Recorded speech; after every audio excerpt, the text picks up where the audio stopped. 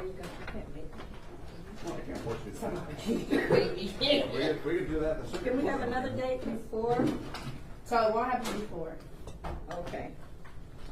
Before Thursday? Before the 25th. That's no, the 16th.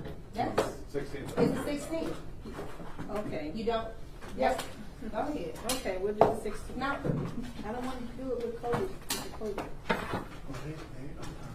It's just them. This isn't like a, It's separate but together. Yeah. Okay, They fine. being heard together, but they being tried separate. Yeah, Okay. Right. Okay. No, it would be What? together, but their statements aren't like cross. Oh, as far as Yeah, evidence. yeah, goes. yeah. Okay. So what date did you It would be- decide? So it'll be the 16th at 11:45. Deal. Okay. And then if there's any issues with it, I know there's a lot. So just let me know. And then I'm gonna give you the rest of the paper today. And then if you, I can probably come early. That'd be fine with that. Just for, Yeah, could we do 11? Try to get Mr. Meehan in there. yeah, I was just saying because I have a CSC right before, how long? Mic check, mic check, you hear? I don't know. Okay. Mic That's check, set mic for check. 10. I gave them a little bit, they gave me a little bit of time, they gave me like an hour for the We'll be here early. Okay, we'll see what happens. Yeah, I'll come at 11:15. Okay. But if they ain't done, I'm like, Yeah. I'll take it. I take it. okay, cool. So we do have to go on break. Yeah, I'm gonna let her know. Okay. Cause she don't like the germ felony murders, but I'm gonna let her know that we gonna put them together. And who that Kimbrough?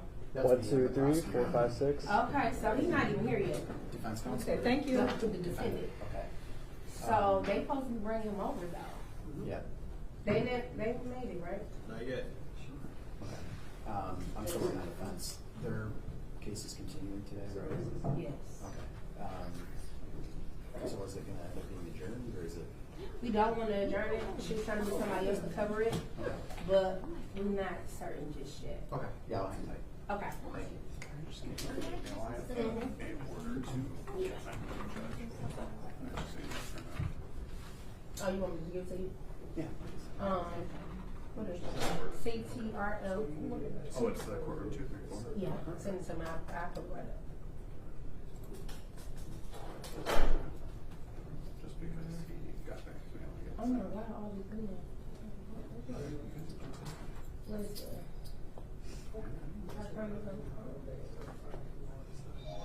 CPRM 234 36 district. Yes, okay.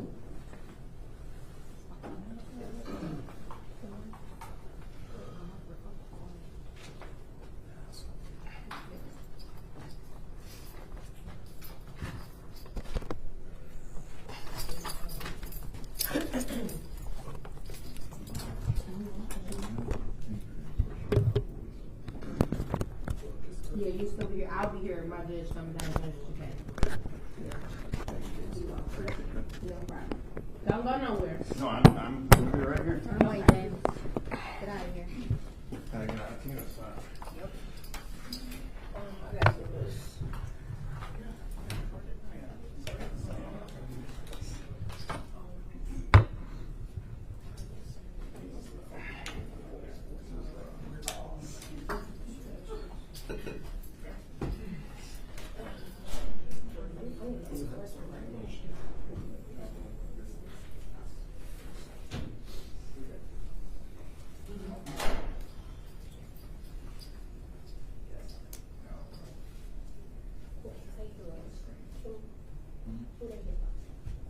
Oh, I don't know. Who's everybody here for in the pack? Yeah. Her brother. Who your brother? Who's that? Oh, okay. Meeks. Okay, so he might get a new court date, but just hold on, okay?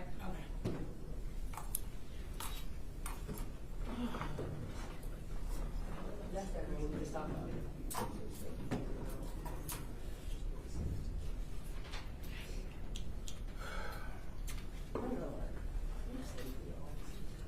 I'm wired now. Good. Yeah, I bet you're here.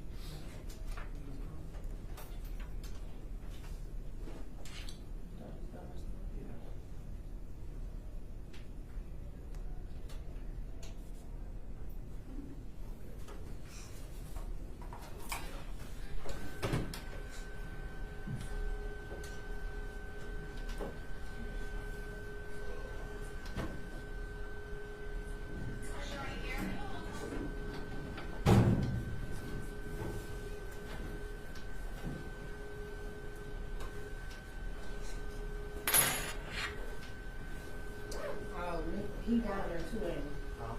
He downstairs. Who? Next. Yeah. Okay, I mean, I just have to real quick.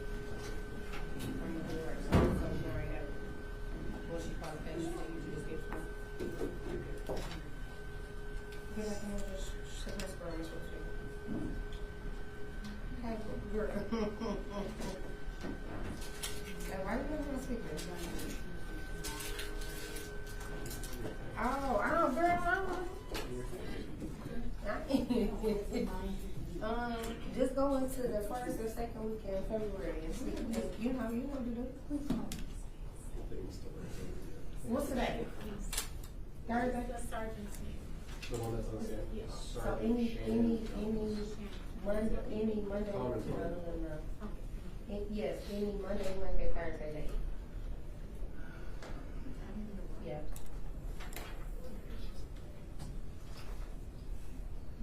So if it's not for you, just wait a month. The selfie though?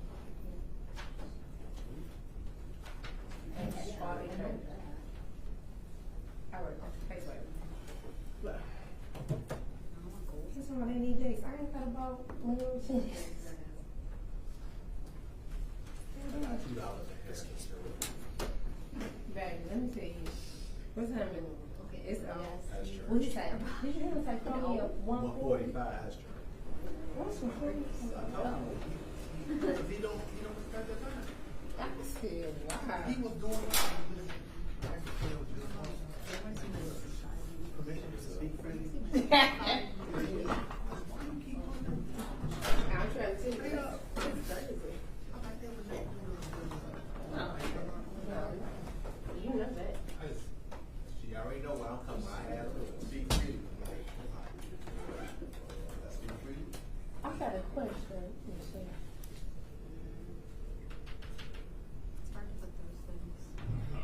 I'm just curious. Oh, they got a different, They got different case numbers. different case number because it charged at different times. Yeah, so the Oh. second guy came in a couple weeks later. So. Oh, okay, that's why I never know why. So I mean, technically, I think I gotta ask to have them done at the same time, but it's all in the same report. It's the exact same. situation. Oh, so we gotta bring him up. So here's the thing, they know.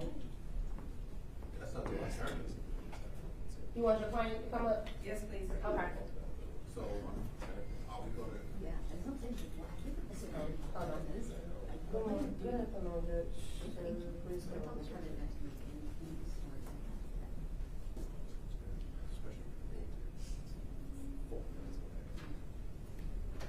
No, tell him he better keep your nuts on it, just think.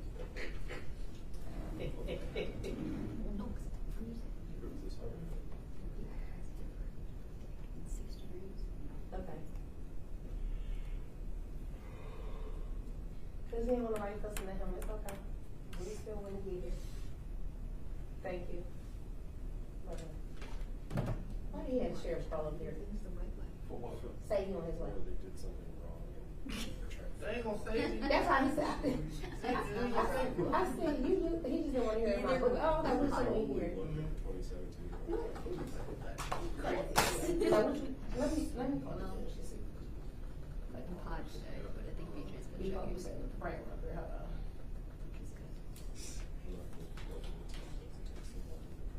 No, that's not, that's exactly how.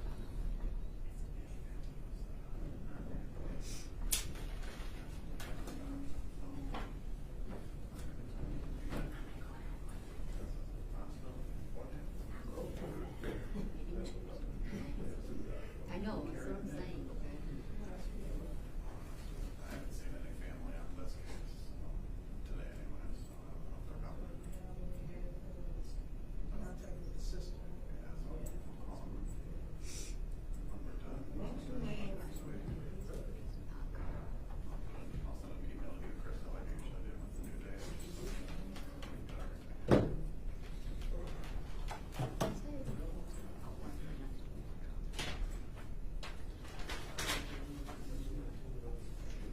Is your P number 828212?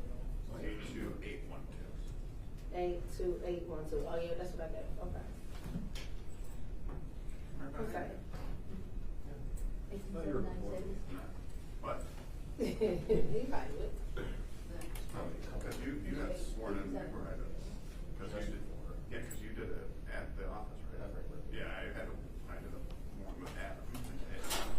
Cause I was at the office at the point.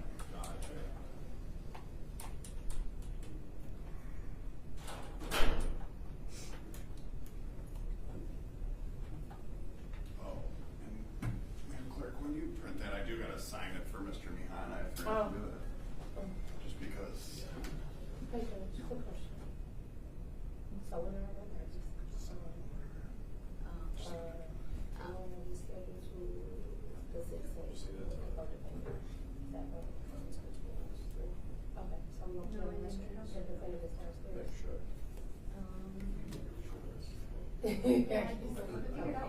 I don't remember how I did it. Do y'all need a record? Need a record, yes or no? I feel like if it's important, you guys. She said it's up to you guys. I'm not trying to. We can tell him when he go, when we take paperwork downstairs. Yeah. Okay, I can I'll just, you don't need to go on the record, I'll just stop down on my way. Okay, cool. Okay, no record. No, what? So the other one here, we went on the first council. Right, here's right here. Prosecutor. Well, the sheriff called saying, you know, like, I said, that ain't what well, okay, cool. Okay, thank you. All right, I'm about to give y'all this paper. Okay.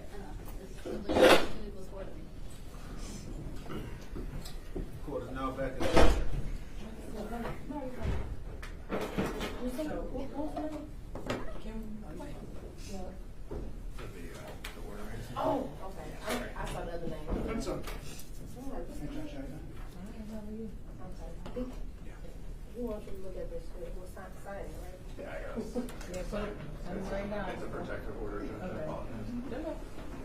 Trying to make it quick for you. Did you send it already to me? I just sent it. Oh, okay, I was about to say, I'm trying to find it soon, So, I'm changing that date right now. And who's counsel? It's Mr. Mihana. He stepped by email, Judge. I just haven't signed it yet. I apologize. I came straight from my trial here, so I didn't get to. Damn, give it a good time, because we're getting ready to get started again. I heard you've been quite busy. Yeah, there you go.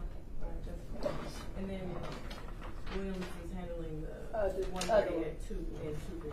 Okay, cool. Just really quick. Okay. Huh? Oh, he's not here yet. That's fine, because he can't start till 2 and 2. Okay. I'm talking about Kimbrough. He's gonna be here too, because Larry Williams. And that might as well go with the 2, because those are those motions for. Still for the same, that's not the same name, is it? It's not Kimball? Maybe second? No, Kimbrough. Kimball, Kimball. Yeah. Both homicide. Yeah. They come next week. Yes. Until next week, but. And then you want a copy of this, change it, okay. Yes, give me that one, sorry. You want me to take the original? They took him down to Eaton. Oh, I guess so. He, they probably bring him back up though. Okay. Yeah, I'm doing this one right now. This is his protective order, so I'm sending everything left. Okay.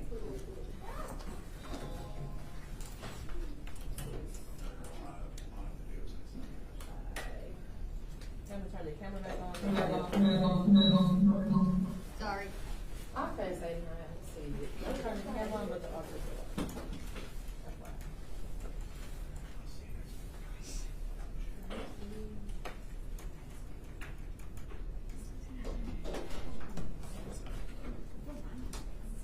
So, 2, 3, 4, Ms. Rodriguez. We got one more, Larry Williams about to right now. Judge.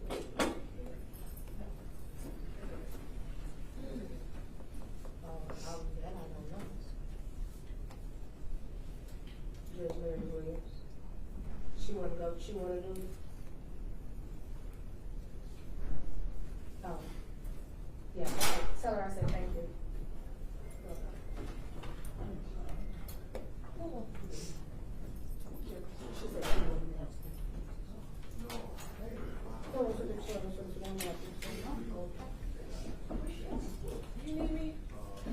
No, Your Honor, I was just waiting on it. She went on his paperwork. Oh, okay, yeah. Thank you. Hold on, don't write that. Judge.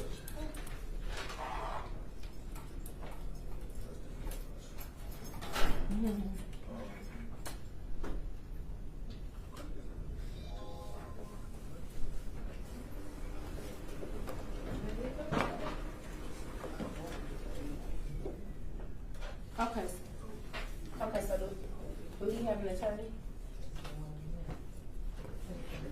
How do you don't know if he had an attorney? Oh, Lord. Okay, do you have a case number? Okay. So, but, No, so the no contact order, no, that don't mean that. No contact mean he can't have no contact with the complaining, meaning whoever he did something to, or alleged did something to. So, All right, well, when they bring it back up? I didn't call him. oh, okay, right there.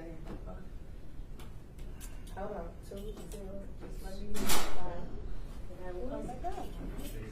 When he got arrested? Call Nico Williams. Is it in the city of Detroit? You said 2, 3, 2, 5?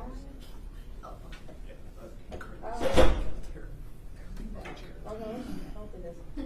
Oh no, it's a 25. Let's go ahead. Give me the record.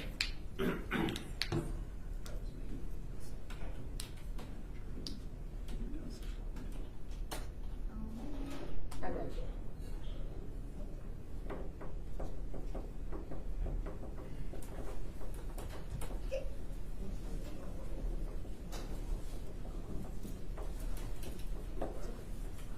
So I don't know if can pull, cause he just got a,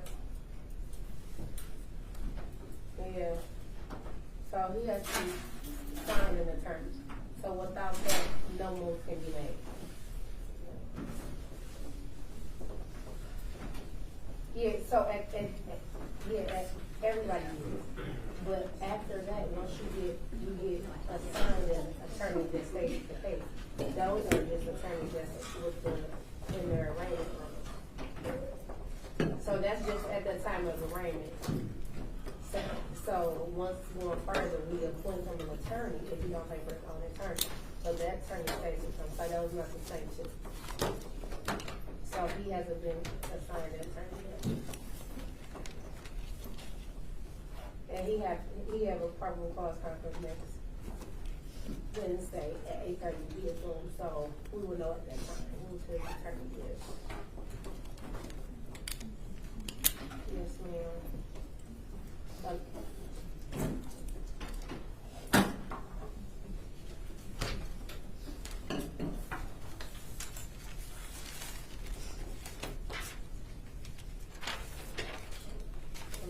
I don't know if it's called the animal people.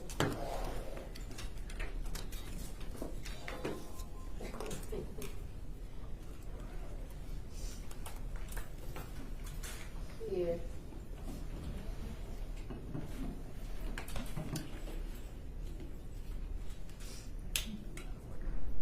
Oh, I need to have to be over for that minute.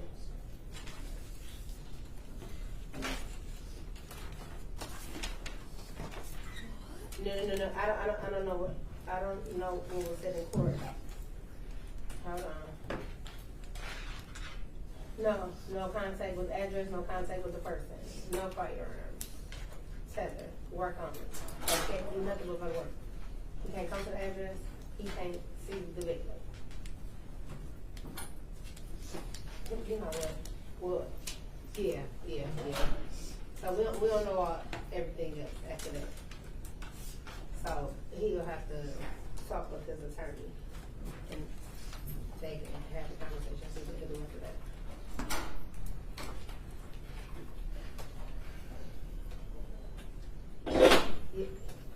Yes, that's an option. I texted her, she didn't answer. Okay. I tried calling her. I'm sorry, I'm doing a lot of stuff. What's your question? Let's see if she was again. That's it. I ain't got This is probably she thinks in the work. Let's see. Did I help you? I'm sorry. I call her from the work phone. If he gets somebody beforehand, yes, we have to put the Who's up on 4? They got 1:30. I don't know if they're, they got president of the here. Okay. If he gets somebody in the Starts business. and the process has to look. It's not here. Okay. You have to do it again.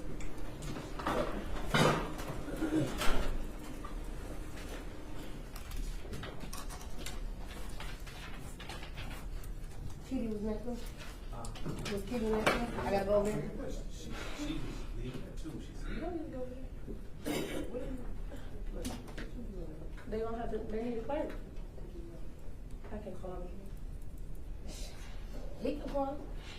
He's up, but we got an office over here.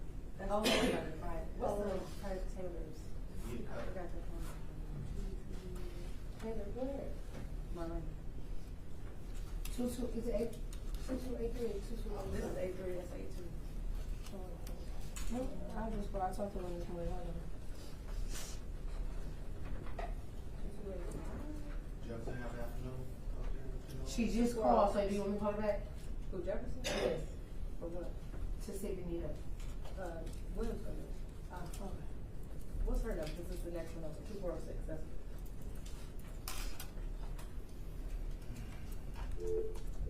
Yeah. This for, Minx. You talk to family? Teresa talked to her. She told him. Will be called for. Oh, yes, something. I'm sorry, I thought, they had called him already. Yeah, right, tell him, come on. If you don't have a hold, can you please make sure security doesn't let you I did it right there. because I'm splitting up this packet and you only have 2 for them. And you need one for in custody. Not sure, I can't remember at this point. You might want something. There was Jill, that day, thank you, work. Kim Rose, what now? We don't know yet still. Is he up? Is he here? No. It's still not. Kimber, because I 1, 2, told her and 3. She's not answering, but we need, it's just a homicide. Because we need security next door. So besides Bud, that's the only person that we need paperwork, right? Yep. They got his already, right? I gave you his. You didn't take the paper down? I did take it down. Why you got this? You don't know. Double check. You just run it. I heard the little twist. It might be, waiver of the board, like, or, tell the officers that it's over 2.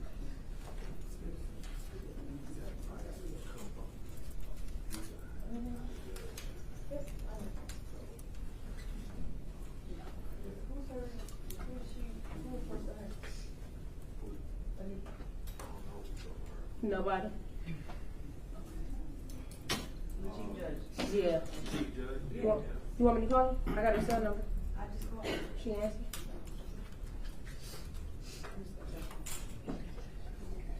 They can call her on the radio and tell them to come here.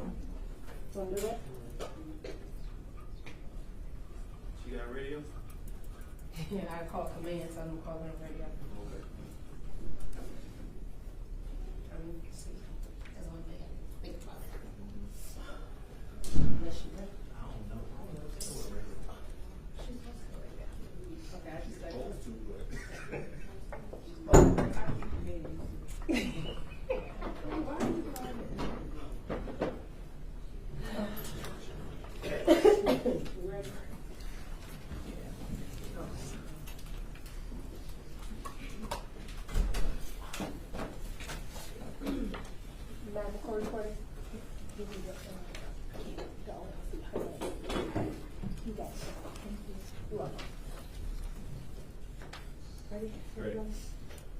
Okay, we're back on the record. This is case 2459617, the people of the state of Michigan versus Jarvis Butts. We left off right before Mr.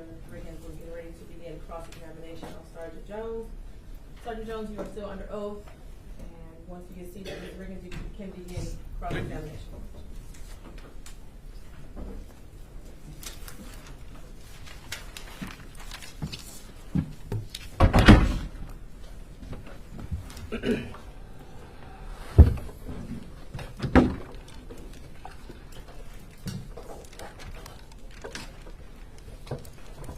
Good afternoon, Sergeant Jones. Good afternoon.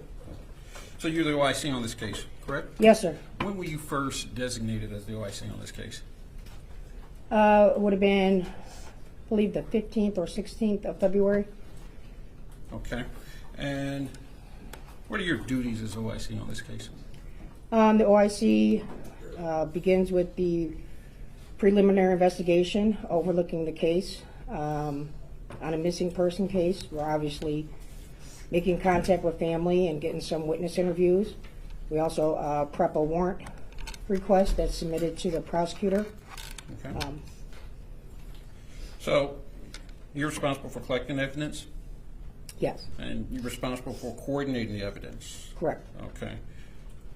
You conduct interviews, correct? Yes, And in fact, you conducted several interviews in this case. yes, sir. Okay.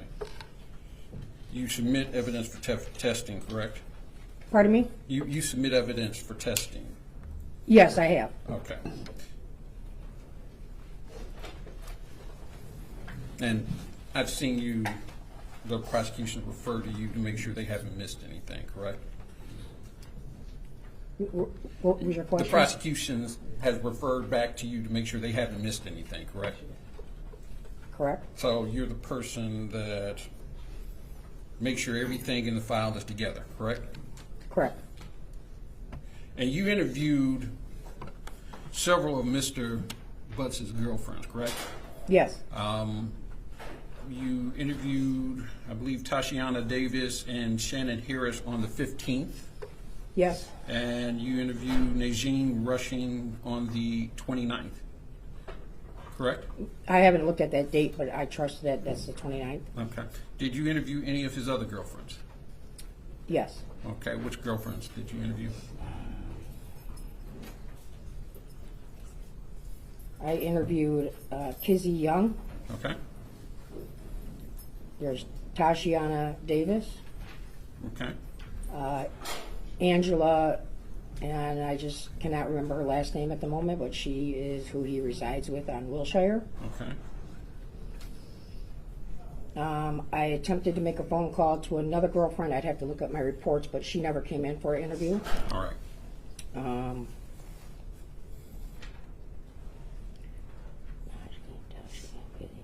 There is another girlfriend who her name is Lucretia Bryant Hauser. Okay.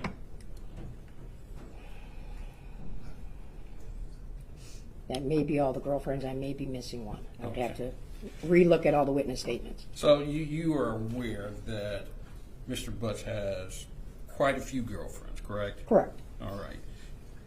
And from the very beginning of this case,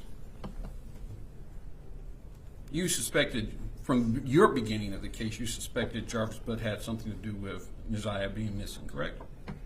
Well, when we were discussing the case on the first day, February 12th, DPS had told us the last person that they had contact with and they identified as Jarvis Butts. And then on February 15th, when we verified that Isaiah was in fact with him and Cordell on the ride out to Ypsilanti, which is the last day that she was seen, then he became the primary suspect. Okay.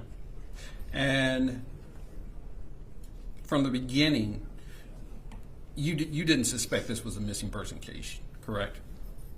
Well, she's missing. It's been a missing person case. I don't understand your question, I guess. So you suspect that she was deceased, correct? I didn't expect that she's deceased from day one. It takes a lot of investigation before you can come to that conclusion. Okay. It's not going to be one of those right away. You have to rule out every other possibility. All right. Didn't you tell Shannon Harris in her interview on the 15th that this is not a missing person case at this point? I believe I told her that it was not being handled by DPS as a missing person case at that point, and that it's being handled at Detroit Police Homicide Missing Persons. So you didn't tell her that this was not a missing person case? We're no longer looking for a missing person? I don't believe that would have been my exact wording. Okay. On February 15th? Yes. Yeah, I don't believe that would have been my wording, that I would have already come to some conclusion that she was deceased on the 15th. Okay. Now, during your investigation, did you receive information that Naziah had thought about running away? Yes. Okay. Also, during your investigation, did you receive information about a potential sex trafficking ring? There was several different leads or tips that come in about sex trafficking rings. All those were investigated. Okay. Now, you interviewed my client, you yourself, with, I believe your partner was Sergeant Lynch, is his name? Sergeant Sullivan? Sergeant Sullivan, I'm sorry. Yes. You interviewed my client 3 times, correct? A minimum, I believe, one the 31st, the 1st, and I believe we went back again July possibly 20th? after that. July 20th? That sounds about right. Okay. And you interviewed him 3.5 hours, May 31st, correct? Is that the time on the recording? Then Yes. Okay. An hour and a half, the second time, correct? Correct. And roughly 45 minutes. I believe it was like 38 and some change, the third time. Okay. So you interviewed him for close to 6 hours? That could be true. Okay. And you took statements from my client, correct? I mean, we recorded the interview. Okay. You didn't reduce anything to writing, correct? No. He never signed anything, correct? But he signed his advice of rights. Signed advice of right, but he never looked at what he had told you or what your conversation was, correct? I mean, he verbally acknowledged things throughout the investigation. I did not reduce it down to handwriting. And your conversation that you had with him, for lack of a better term, was rather fluid, correct? Was what? It was rather fluid. It's a conversation. There was a back and forth conversation where both you and your partner were talking, and he was just talking back, correct? A conversation between the three of us? Right. Yes. Okay. And you told him that you wanted to tell his side of his story, correct? Correct.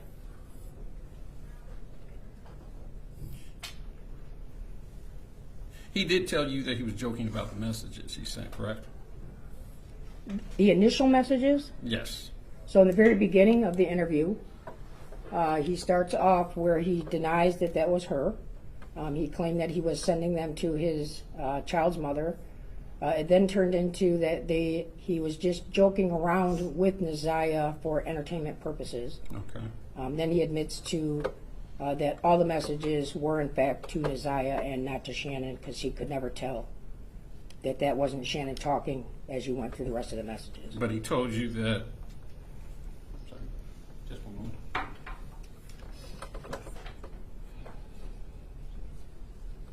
Okay.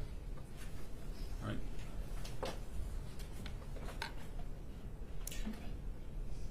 So throughout your 3 conversations, your 6 hours of conversations with him, he never acknowledged harming her, did he? I don't believe I ever asked him that direct question. He had never acknowledged having sex or touching. That was asked multiple times of whether there was any type of touching. It was asked about the text messages where some of them are saying again that would presume that there had already been a time, and he simply said that it was still just texting for entertainment purposes. Okay. Now, during your investigation, specifically on the 20th, you and your partner came over and asked him. The 20th of what? July. July? This would be the 3rd conversation. Okay. On the 20th, you asked him, does he ever hang out on the west side, correct? I haven't reviewed that full interview, but I do remember asking him about the west side, yes. And he told you. Objection, Your Honor. they can't admit their defendant's statements. 720 was not admitted. Do you want to respond, or do you want me to rule? No, I'll move on. Did you get any information that he had a child on the west side? He does have a child's mother that lives on the west side, yes. Okay. So that could be a reason for him to be on the west side, correct? It could be a possibility. Okay. But in your interview, he spoke with you freely, correct? Correct. He didn't argue with you. I believe you had a search warrant for his DNA, but he didn't argue with that. He freely gave you his DNA, didn't he? I don't believe I did. I don't think I collected his DNA. Somebody else presented a search warrant for that. You're right. I'm sorry. You weren't the one that. But he didn't argue with anyone. He gave his DNA freely, correct? Correct. Okay. He gave you his passcode to his phone, correct? Correct. All right.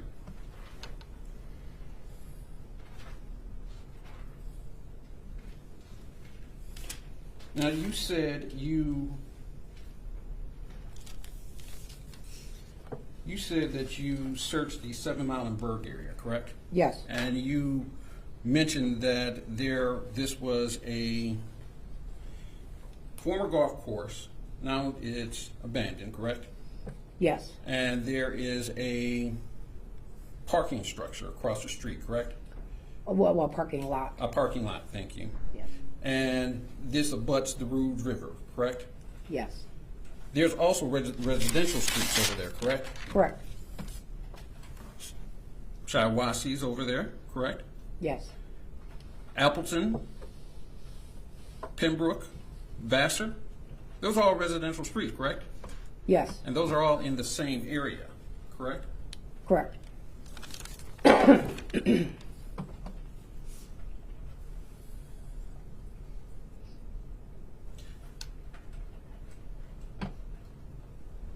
And I think you mentioned Angel, but her last name is Leonard. Angel Leonard, correct? Yes. And Angel Leonard lives at 13362 Wilshire Street, correct? Yes. That's her home, correct? That's where her and Jarvis live, yes. And Jarvis lives there, correct? Yes. And you mentioned Najin, is it Najin Rushing? Yes. Okay. And Ms. Rushing stays at 4 Alexandrine Street, correct? Yes. Okay. So on the 9th, you had information that he was both at the both at the Wilshire address at some point, correct? Yes. And he was at the Alexandrian address, correct? Correct. And did you get any information from any of these witnesses that that was not true? That what was not true. That he was at those addresses? Did I get any information that he was not at the addresses? I believe when we talked to Najin, she couldn't remember if he was, she didn't acknowledge seeing him that night. Okay.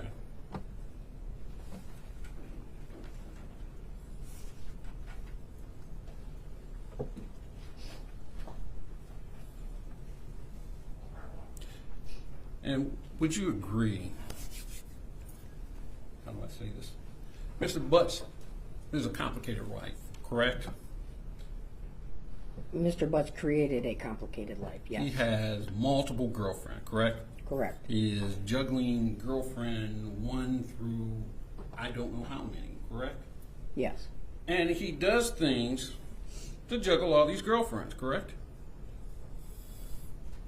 He may lie to his girlfriend about someone else, correct? He may park around the block so that another girlfriend can't see her car. He may borrow a car. All that true? Is that fair? It's fair. Lying is not a crime, is it? Or lying to a girlfriend is not a crime, is it? Well, lying to a girlfriend is not a crime, no. Okay. And you spend a lot of time talking about text messages on the record. All right. Can I take you back to some of those text messages? Do you still have them with you? I do. Okay. Let's go back to September 26th Of which year? of 2023. September 26th? Right.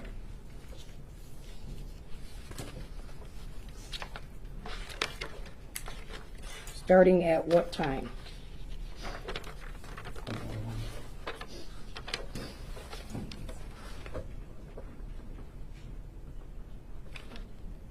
Okay. Line number 12. Line 1293.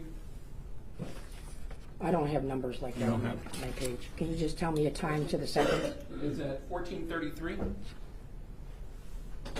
The 1433 even? Yes. Yes.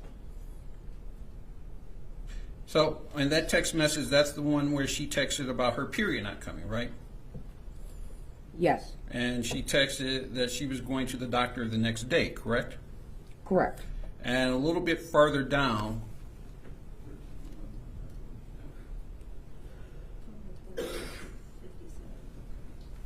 at 1457,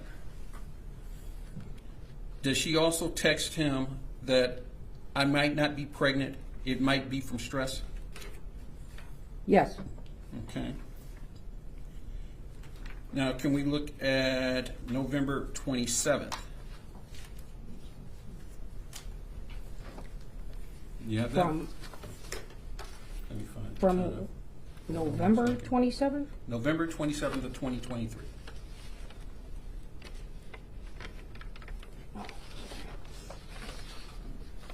Okay. What time? It is 22:28. Okay. This is where she texts Mr. Butts that she is doing the gym with the baby's heart, correct? Yes. Now, the very next day, November 28th, do you have that? Yes. At 21:43, thank you. Which one? She texts Jarvis Butts, it healed, correct? Yes. Okay. And Mr. Butts doesn't respond to any of these messages, does he? He doesn't respond until the next couple of days, the next day. Oh. Then in December, a couple of weeks later, Mr. Butts does some Google searches. So this is the Google search, correct? December 10th. December 9th through 9th, 11th? 10th. Yes. So he does searches for abortion, Planned Parenthood sites, correct? Yes. He does searches for over-the-counter abortion pill, correct? Yes. And we all agree that Mr. Butts has many girlfriends, right? Correct. There may be some that we don't know about. Fair?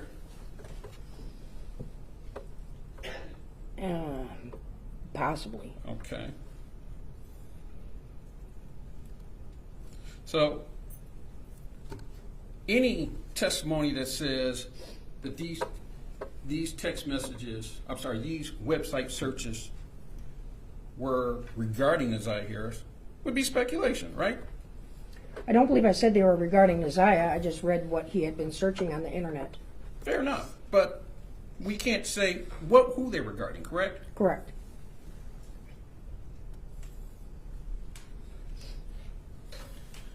So you testified that you found some guns, correct? Correct. You said you found a long gun, I believe, at 13362 Wilshire, Angel Leonard's house? Yes. Okay. And did you find that gun was registered to her? Yes. Okay. And you said you found a couple of other guns, correct? Correct. Were those guns operable? I don't test fire of the weapons. Okay. So I take it I would those- have to look at the laboratory report to see if they test fired them. Okay. Do you know if any of those guns were tested for DNA?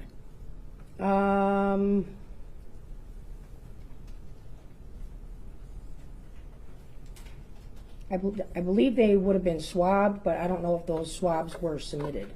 Okay. You also testified that you found several knives in one of the vehicles, correct? Correct. All right. Did you test the knives? I know you tested at least one knife for Yes. for DNA. Did you test the other knives for DNA? The other knives were not tested, no. Okay. And did you test any of the knives for blood?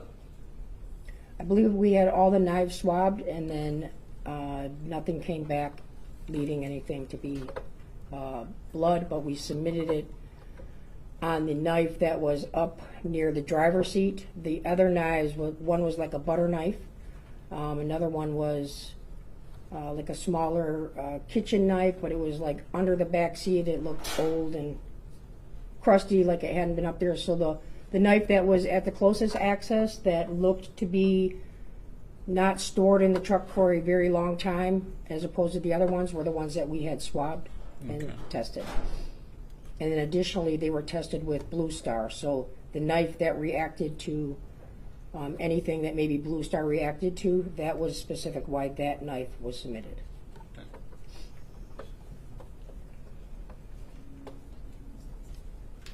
So there was no blood found on that knife, correct? Correct. So there was testimony about a black hoodie that was found, correct? Yes. Did you personally examine this hoodie? I did not touch it. It was there. I was there as I observed it being opened up by the evidence technician who was collecting it, as well as re-going through the photos while we were there and then after. All right. So the hoodie looked weathered, did it not? It was wet. It was wet. There were spider webs in it, correct? I didn't open it to manipulate it, so if there was something that maybe the evidence tech testified to seeing, I wasn't right there as it was being opened, so I couldn't answer. I did not see a spider web. I can't say that there was not one. Okay. Did you see any other debris on this hoodie? So again, the hoodie is wet. Okay. A lot of times when articles of clothing are wet, it's hard to distinguish whether there's any other type of stains on there.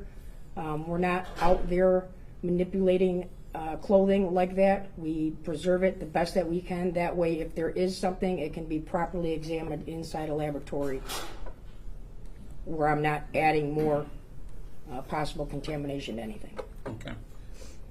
But it's fair to say that it's speculation on how the holes would have gotten into it, correct? Well, I said I don't know how those holes got there. Okay. Now, we've heard that the hoodie was tested for genetic material, correct? For DNA? Yes. Yes. Was it tested for gunshot residue? No. Okay. You also found a pair of red and black shoes, gym shoes, correct? Yes. Were they tested for DNA? No. Okay.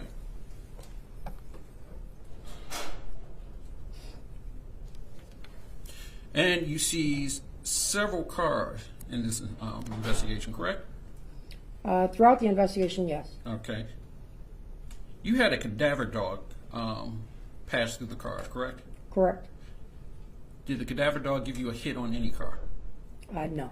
Okay. Just a moment.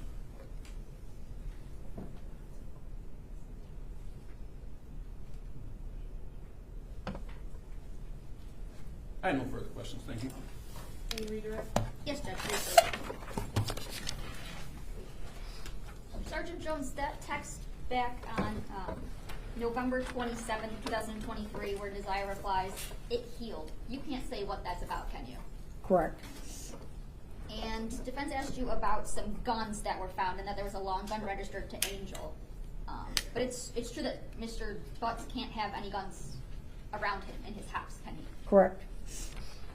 Regardless of who they're registered to. Correct. And as for the guns, you were asked whether or not they were operable. There weren't tests performed on these guns, were there? Not that I believe, no. Okay. And tell me, why is it that there wasn't an emphasis put on doing like test shots for a gun? The original, when we got the guns, I believe that the priority was to swab for DNA, is we do that before we start sending them to get test fired and contaminating anything. The guns were swabbed, all the evidence that was collected, and then the items that I believe, after talking with lab specialists and looking at the different things that would be the most successful to coming back and giving me the answers on whether that was Nazia's hoodie or not, those were the items that were submitted. Once that hoodie came back that it was hers, there was no need for me to test the shoes that I had a picture of her wearing, because I knew that that hoodie was going to be showing that that was her belongings.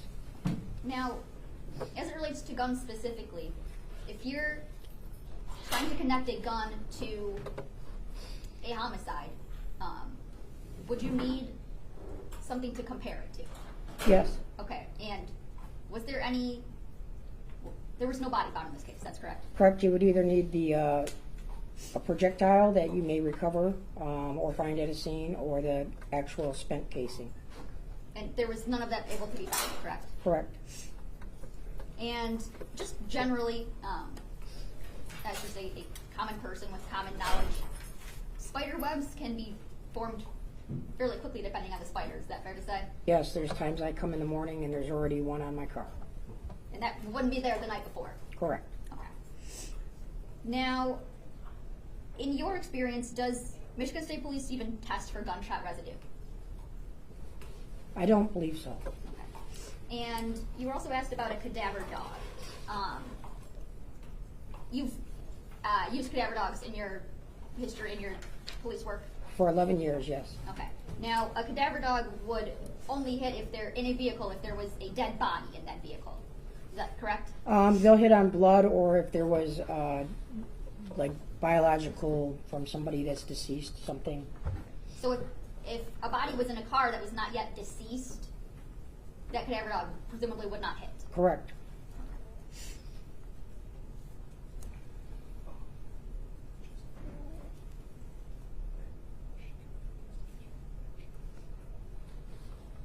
And you got this investigation in February around the 14th or 15th? Yes. Okay, and when was that knife found in Mr. Butts' car? After we impounded the car, then they did the inventory, the evidence search. It would have been probably a week or so later, and then it's reviewed when I get to that, and then submitted. Okay, so that would have put almost a month and a half, almost 2 months away from January 9, 2024. Yes. Nothing further, Judge. Yeah, can I ask a couple follow-up questions? Yes.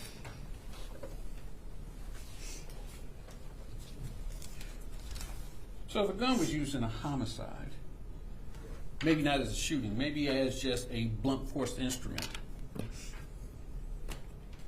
or if it was or if it was a close range shot, couldn't blood or skin cells be on the gun? Yes. Nothing further. Ms. Bickley, any last questions? No, Judge, thank you. Yes, Dr. Jones, you are done testifying. Thank you. Any more witnesses for the people? No, Judge. At this time, the people would rest. Any defense witnesses? No witnesses, Your Okay. Honor.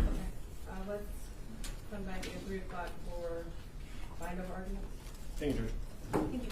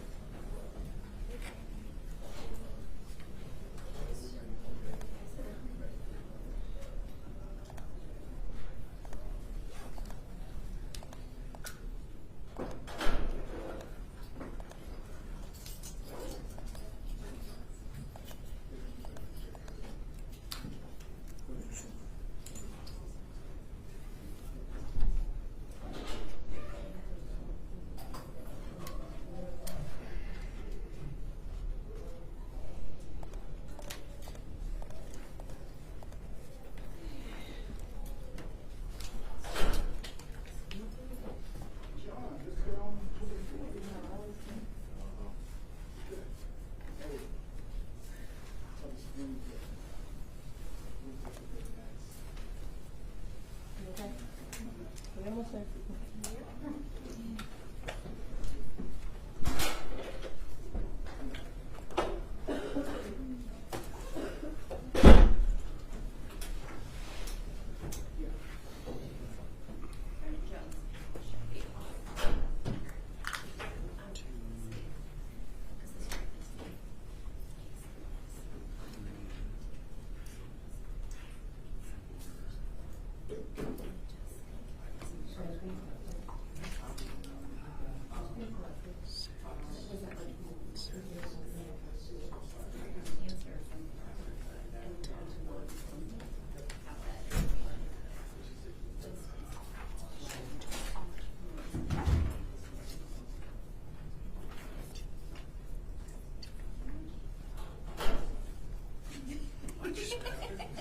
Counting.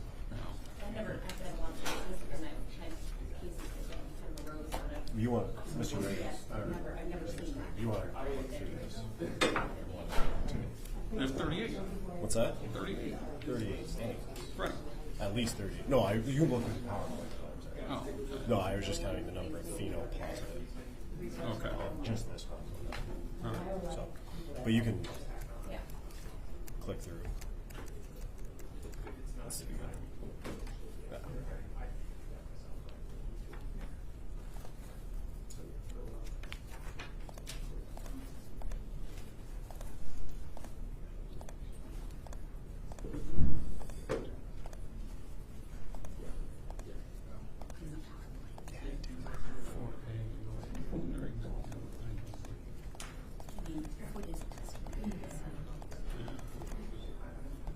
Didn't someone say earlier I'm not going to tell you? I did. I know.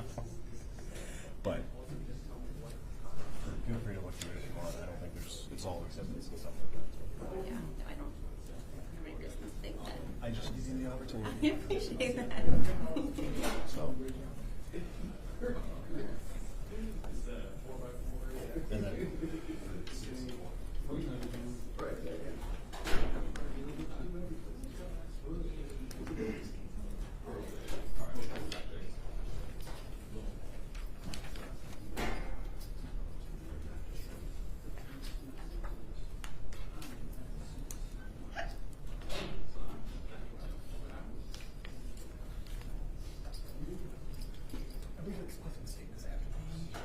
Correct.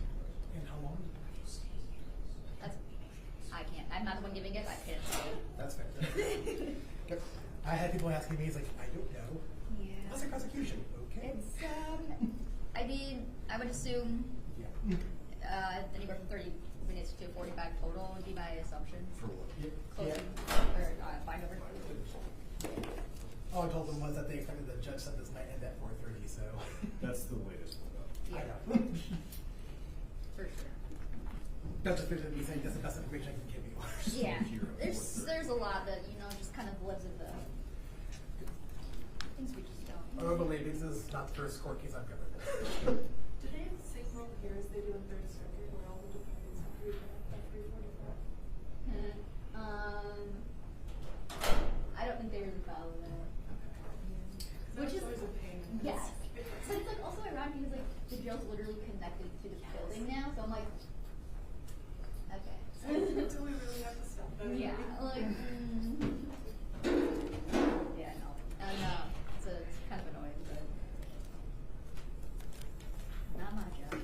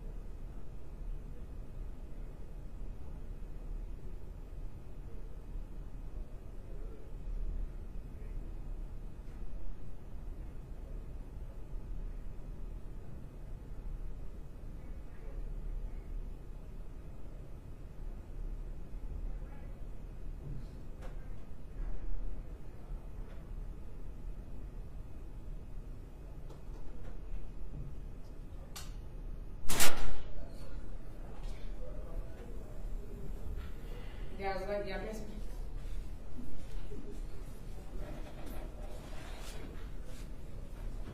We're on break to 3. Till 3 o'clock, yeah. Oh, good. I got 20 minutes. What's this? Oh, I had to do that case over there. Really? They needed a clerk that badly. Yeah, but the witness didn't show up. So they did a Detainer. witness. So nobody want to show up, right?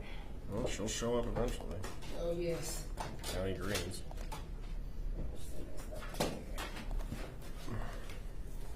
Who is across the hall right now? It's not Giles, right? Huh? Is it Giles across the hall? No, Judge Larry Williams came down and do it. Okay.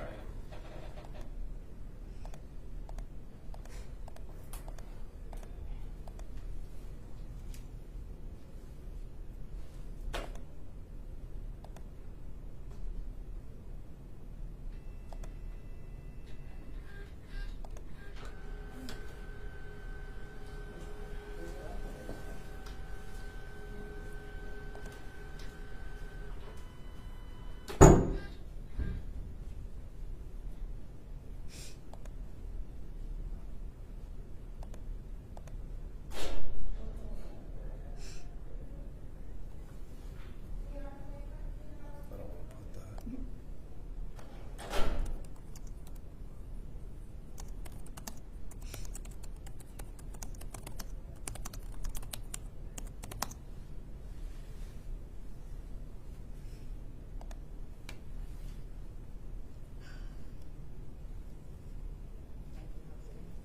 What's that? I don't think so.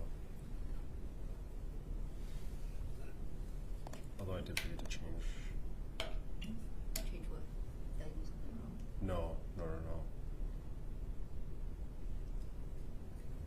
Where was it?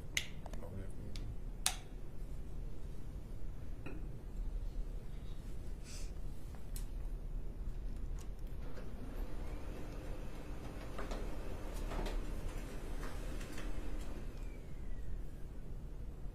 Where was it? Or did you change it already? I don't know. It was the thing we were talking about yesterday. I don't know. That's fine. I don't know. Oh, right here. Okay. Right now, go.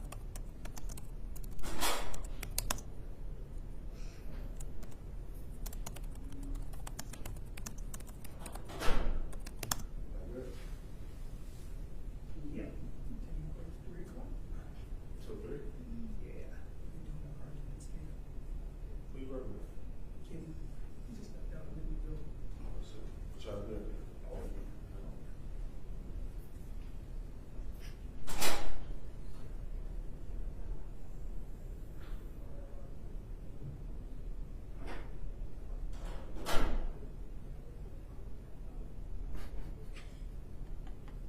Comes up 3.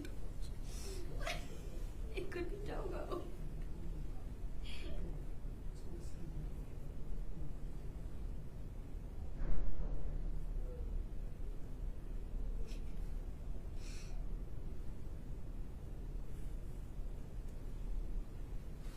Joseph, stop picking your lip. Stop.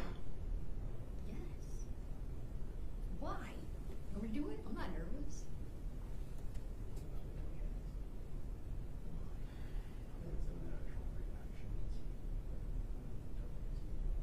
Doesn't even like speaking for me. Why is this your job? Oh, it's a big challenge, but.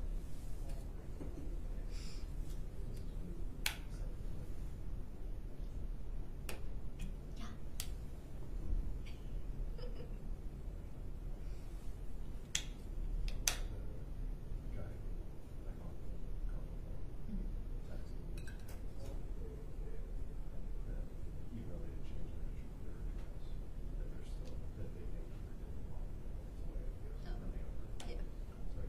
It's safe. Notice from 36 District Court Jury Services. He's white. I mean, I check my mail every day. I don't, but I keep getting some other people in their stuff. They don't live in Trinity. That's true. They don't live in Trinity.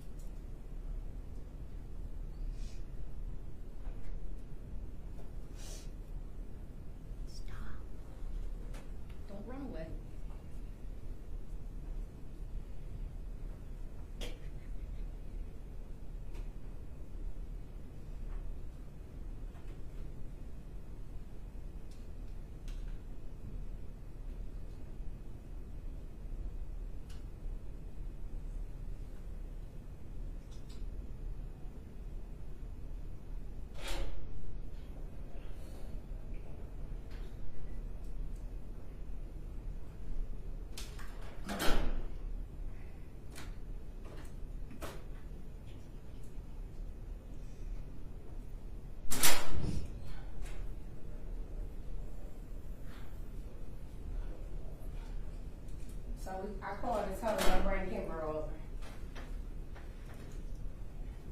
Excuse me, bring you over here?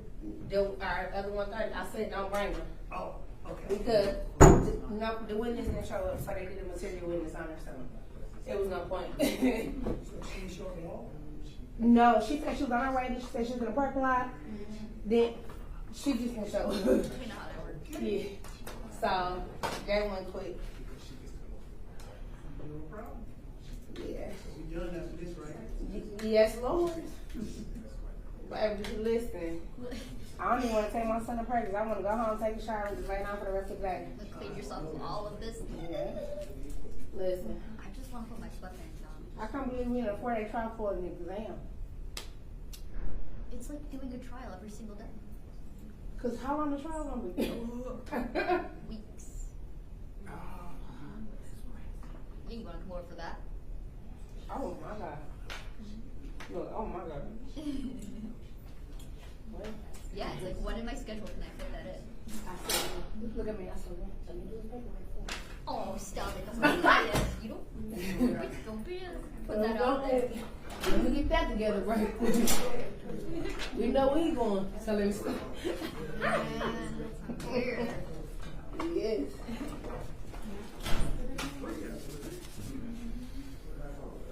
Oh, yeah. Y'all done?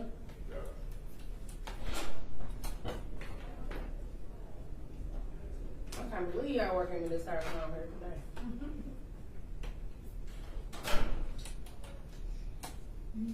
And everybody still gotta come back.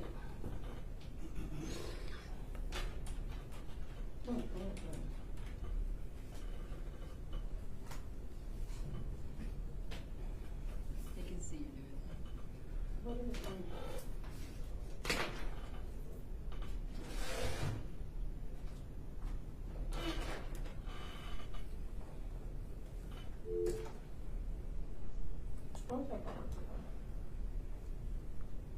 Hey, this room. Somebody going 2, 3, 4.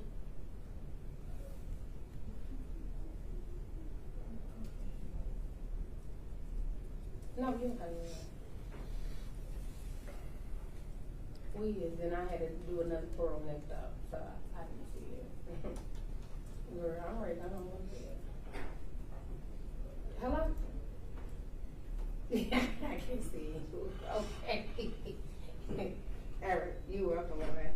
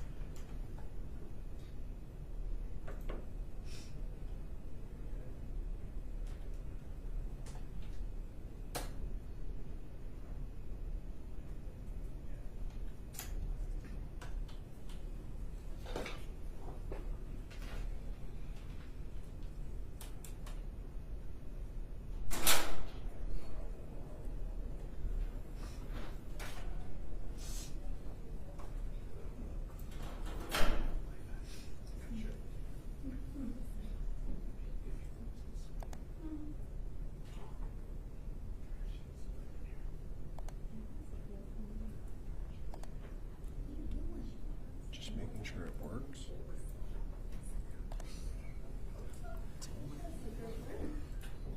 Oh, I don't want to. I don't want to. I don't want to find out if it works. Huh? Yeah. Okay. I told you, like, you know, I don't know why. You know? You kind of are giving them vibes. This is completely normal for me. Well, it's not normal. Everybody's different, you know.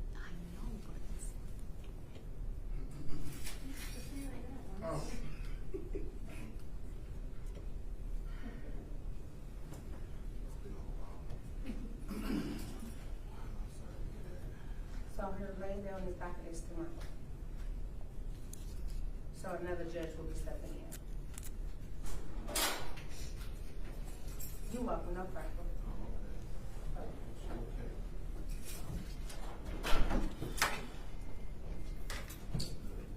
Hey, Mom. Hey.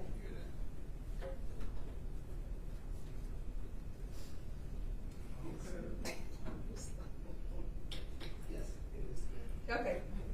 You, okay, ready.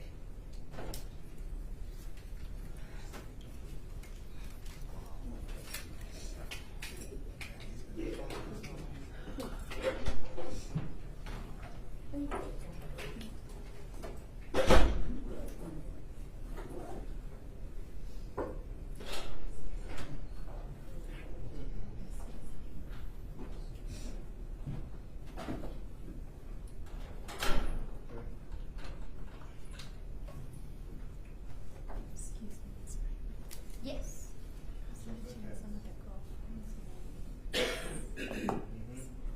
You see the camera yesterday? Yes. Not. It's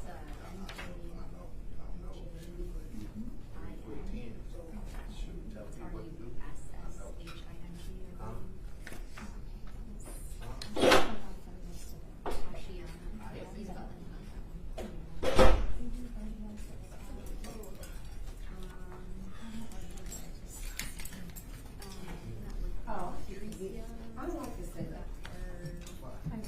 Cause I gotta go all the way around door. Oh, sure, they don't.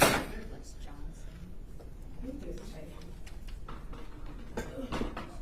I ain't come much. it.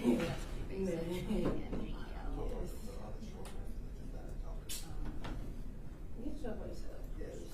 I'm a lot of bitches, a whole lot of bitches. But you are, you won't talk anyway. Oh, I'm gonna think she that tall too. We six, baby. I called you now. Six. Oh, she said. Start over. LACH. So you want what? Hyphen. VRYANT. You just need.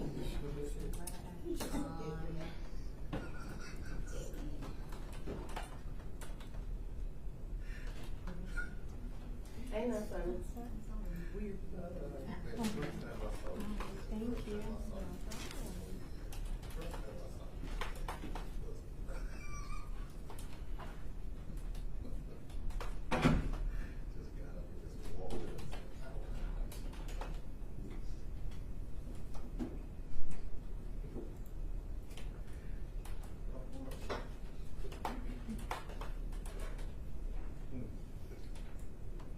I hate you. I hate you. Six tickets now, so I'm right there with you.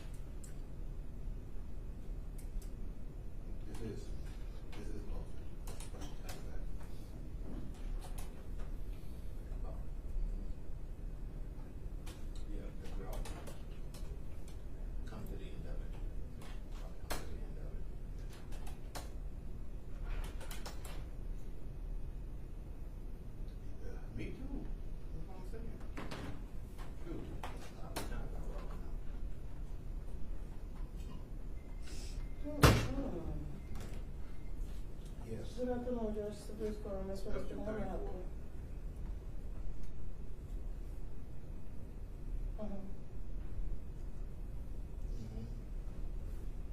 you? You hear us?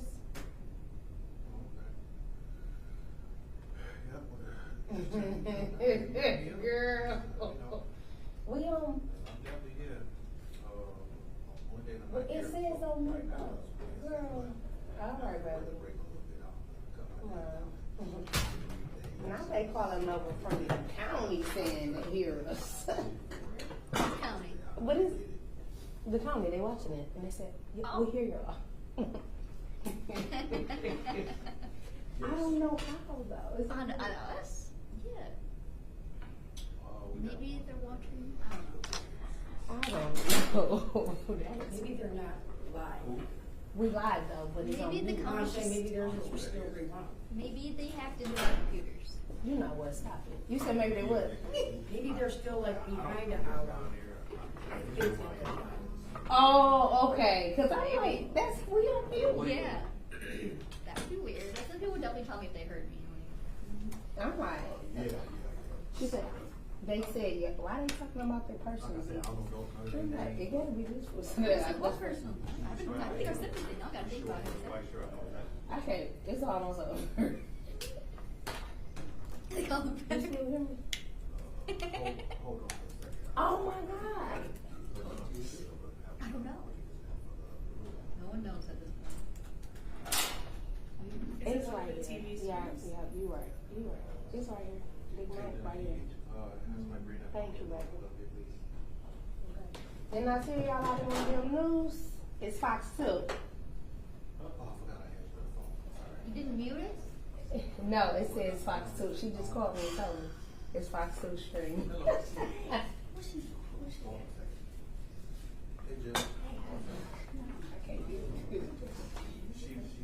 She don't know when that's too strong. Yes, everything's taken care of. Everybody was good. Well, just because the wheels and Did it all work out? It did. One I was trying. I know. One, he wanted to get the other things right. It was called Okay. okay. He wants to get the other thing. So they're gonna be in next week, and then the other one witness said she was outside. So they waited. So they did a material witness. I scheduled it out for a couple of weeks. No problem. I went there and there first. Oh, yeah, I we ran know over that. there and then I was like, all right, let me go. Safe to be out. Yes, you would.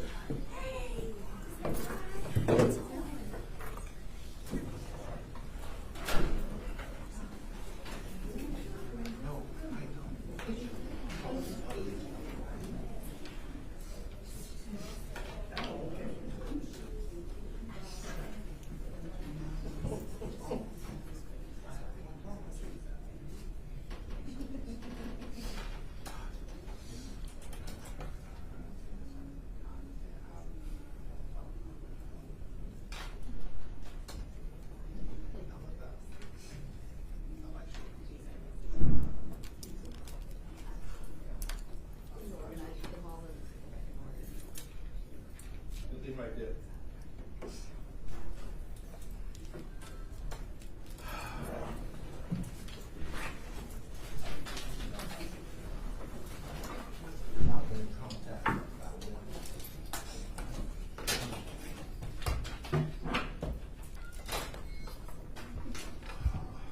We had a talk earlier.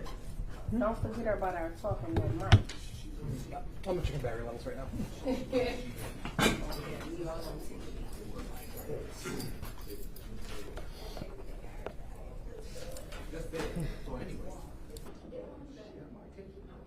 What?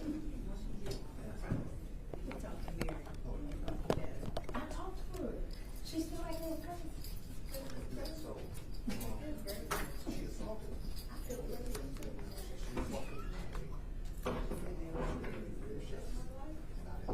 Listen,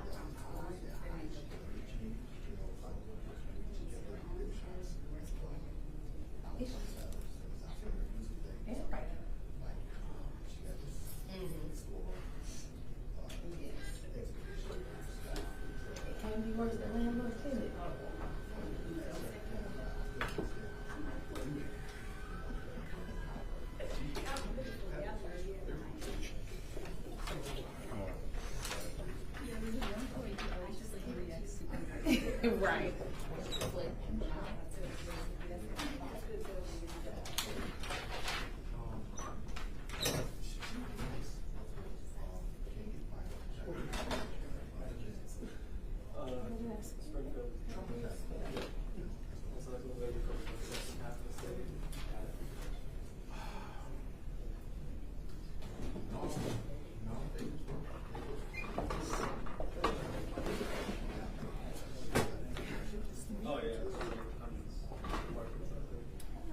Hey, good, how are you?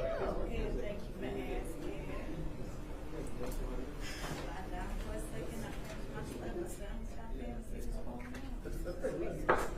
Actually, the ending part. Yeah, I'm not coming to watch that.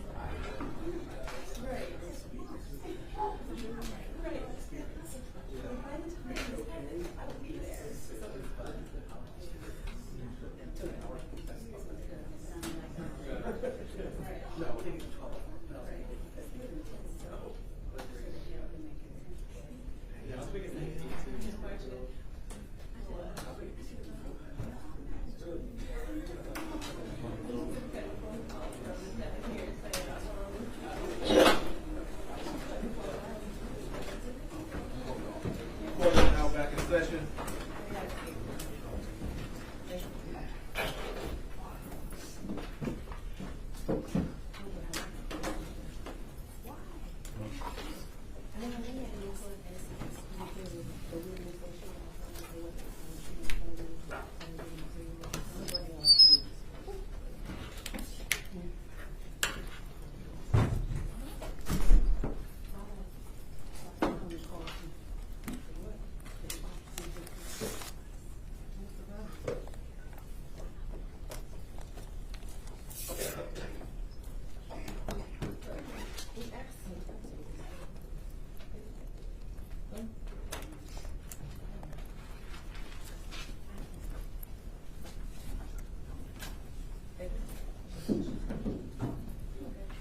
Yeah.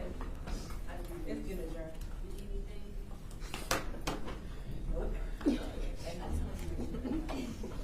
Thank you. Hesitating. Right, it's a long gestation. It's a complicated question. Yeah. Maybe don't ask that. Thank you for asking.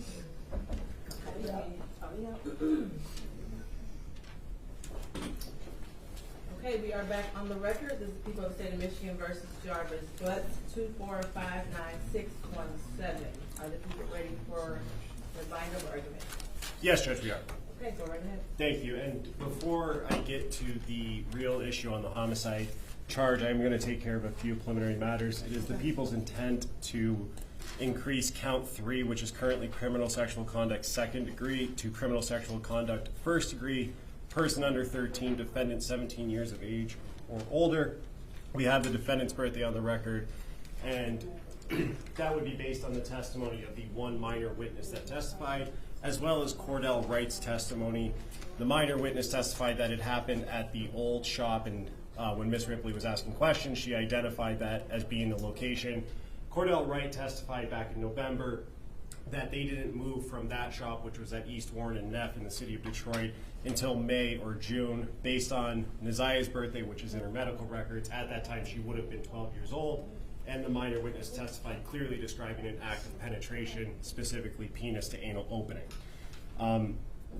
With respect to the criminal child sexually abusive activity, that would be based on the text messages as well as the minor's testimony as well. Combining those two things satisfies the elements of those charges. However, going to count 1 in murder in the first degree premeditated, I would like to go through and put some of the pieces together. And we are standing here today in court on January 9th, 2025, which is 1 year, almost to the minute, the last time Neziah was seen on a camera in the city of Detroit, which is on the screen now. The last time that she was seen was on January 9th, 2024 at 2:56, getting off of the bus at 3 Mile Drive in Cornwall and walking down Bedford. She was walking towards what she didn't know at the time would be Jarvis Butts and her ultimate murder by him. We take that moment in time and then go to Cordell Wright's testimony where he testified that they picked Neziah up on their way back to their shop at 9000 Connor, and they proceeded with her to that location. We have Jarvis Butts' sister's testimony, Tijuana Butts, who did say that she saw a young girl with a very descriptive and distinct jacket getting in and out of that car, the white Cadillac Escalade. That would have been before Jarvis, Cordell, and Neziah departed for Ypsilanti. We have Sergeant O'Rourke's testimony as to his cell phone locations based on cell tower information and the historical call detail records, which place them consistent going out to Ypsilanti. And then we have Cordell's testimony getting them back to the shop. Talacia Moore also testified to seeing Neziah in Ypsilanti with Cordell and Jarvis. Cordell, as we know, testified that he had to get back to his house based on his tether hours by 9 p.m., and that is the last time that anyone who is not Jarvis Butts would see Neziah Harris alive. From the shop, we proceed out to the Park Crest Inn, where Jarvis Butts checked into a hotel at 9:30 p.m., and Sergeant O'Rourke's testimony corroborates this, placing his phone in the area of that 20,000 Harper address at around midnight till early in the next morning on the 10th, using the data that you see on the screen in those times. Recapping January 9th, this is the last time that we have any sort of communication from Neziah. There was, if you look at those messages that Sergeant Jones went through and read, just between Neziah and Jarvis, there was consistent and constant communication up until January 9th. There's also no messages from Jarvis after Neziah goes missing on the 9th, looking for her, seeing where she is, trying to find her, trying to help, as anyone should do at that time, her family locate her. There's no messages to her phone, to that Text Now account from Jarvis Butts' phone. Her legal guardian and grandmother, Annette Harris, has not seen any social media posts. The OIC of the case, Sergeant Jones, has not seen anything for a total of 1 year now. The Lieutenant George Harris, who was involved in the investigation in the first month, didn't see anything that he saw from social media or Text Now after the 9th. Jarvis Butts on the 9th, we know, borrowed Latricia Johnson's car overnight, which was unusual. He borrowed that and then again borrowed it on the 10th or 11th. We know that Neziah's glasses were found in that car sometime after the 10th or 11th when Latricia Johnson was at that shop, and Jarvis Butts snatches them out of her hand. From the Park Crest Inn and from January 9th, we go out to 7 Mile and Burke. This is by far the most important location in this case, because we know that the defendant spent from 11:40 p.m. on the 10th to 1:34 a.m., nearly 2 hours in that area, in that wooded area where the Rouge River runs through. And this is from the slideshow of the scene photos that were taken at 7 Mile and Burke. This is the area where it's the people's theory Jarvis Butts did at least one of two things. Either killed Neziah at 7 Mile and Bird, but at the very least dumped her body in this location. We know this because of the evidence that was found there, specifically the black hoodie, which you see in this photo here, as well as the pink bodysuit and the shoes that we confirmed, or that are hers based on the picture that the OIC received from her brother. And those items were collected. The black hoodie and pink jumpsuit were tested. And importantly, Rion Green testified as to which swabs were which. This analysis here and hypothesis and result pertains to the right shoulder swab on Neziah Harris's black hoodie that she took that picture in when she was in school on January 9th. The one, importantly, that Annette Harris testified was in good condition when Neziah left. We will get to pictures of that, but this shows that Neziah Harris's DNA is there as well as Jarvis. And importantly, this is one of the stain swabs that was positive not just for blood, but human blood based on the hemotrace results. In the next one, we have, this pertains to not the stain swabs, but the regular swab that Rion Green testified was a wearer ID swab. Importantly here, Jarvis Butts' DNA from that swab that would have been taken around the neck of that sweater, or the end of the arms of that sweater, is there with very strong support, and of course, Neziah's DNA is there as well. And when we look at that sweater, specifically through the PowerPoint photos that Rion Green took and put together, we can see that there is a lot of markings on this. If the court looks closely on this, and I did, there are 15 phenol-positive stain markings on this sweater. This is just the front of that sweater. And of course, the court paid attention and saw the markings or the damage to the hood, that it is the people's theory would have been stab wounds or something to that effect that happened when Jarvis Butts murdered Neziah Harris. We also have to look, and it goes to the premeditation element as well as everything he did before, at Jarvis Butts' actions, specifically what he did to attempt to conceal or cover up his role in the murder of Neziah Harris. First, we have the glasses that he made sure he grabbed directly from Latricia Johnson's hands when shown, that are consistent with the glasses she had in the photo from the 9th when she was in school. We have the jail call to Cordell Wright to get that phone of his out of Miss Davis's car and into someone else's possession, which he testified he tried to do, but was ultimately unsuccessful. And then Sergeant Jones testified that they ultimately did recover that phone from Miss Davis's car. There's the phone call to Latricia Johnson, which was played when she was testifying, saying to get anything he touched clean, to clean anything he touched, to get anything, don't drive her car, drive his mom's car, which is important because when you combine her testimony of when Jarvis Butts took her car, those 2 times on the 9th and 10th, and then either the next day or that same day, it's important because that car is the car that he transported Neziah Harris out to 7 Mile and Bird to either dump her body or to murder and then dump her body there.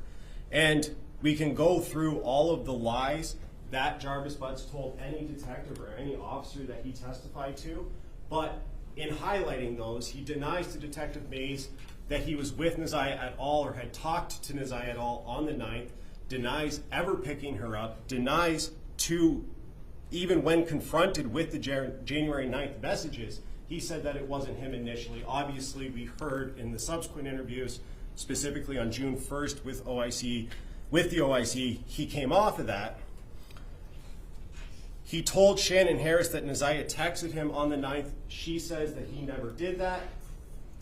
And we have some of their messages in the record as well. He denies going to a hotel and denies going to a hotel with Neziah Harris and denies having any sort of sexual relationship with Neziah, even though the text now messages completely prove that that is an absolute lie.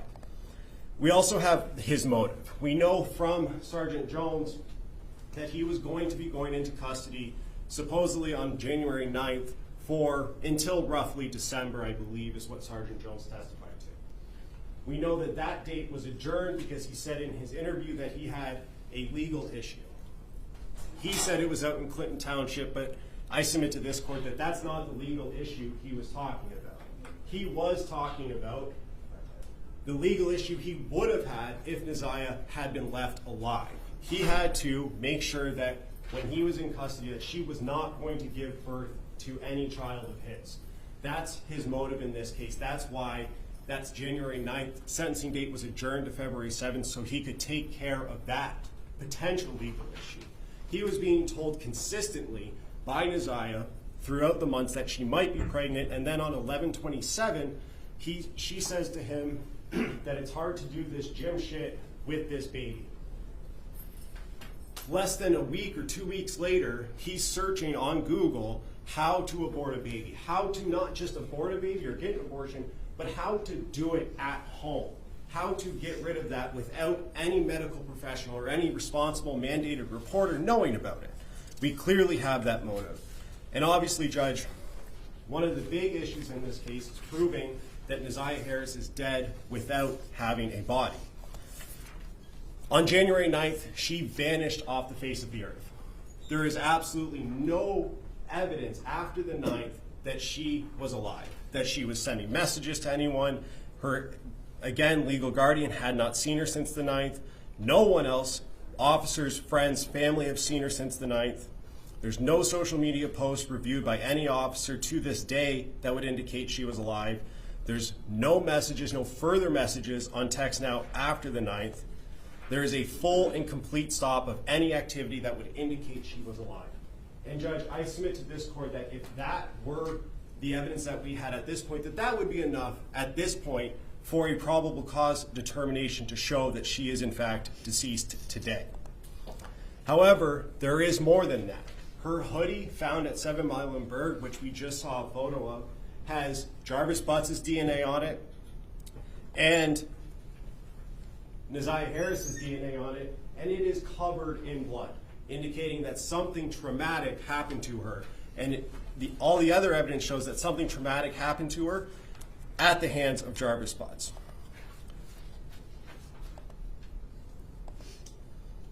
And then we go back to his motive, was told by Neziah that she was pregnant, searched all of the home abortion procedures, and was going to go into the Wayne County Jail until December, which we just passed, of 2024. Judge, I submit to this court that the evidence that you have heard over the last 4 days proves not only that Neziah Harris is currently deceased, but also that she was murdered by the defendant, who had plenty of motive to do so, had plenty of opportunity to do so, and he did that. And I will note that the defendant in this case, Jarvis Butts, does not get a break because he successfully hid her body. The evidence to a probable cause determination, which the question is she probably dead, and did the defendant probably do that? Both questions are answered with a yes, based on all of the evidence that you have seen. I would reserve any further argument for rebuttal. Thank you. Attorney Quick? Thank you, Judge. Sorry.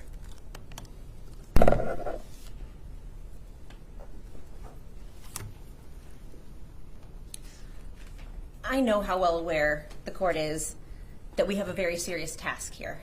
We've been here for 4 days, and at this point, we have to look critically at what we've heard and what we've seen over the last 4 days and determine if there's enough evidence by a probable cause standard that Mr. Butts committed premeditated first-degree murder.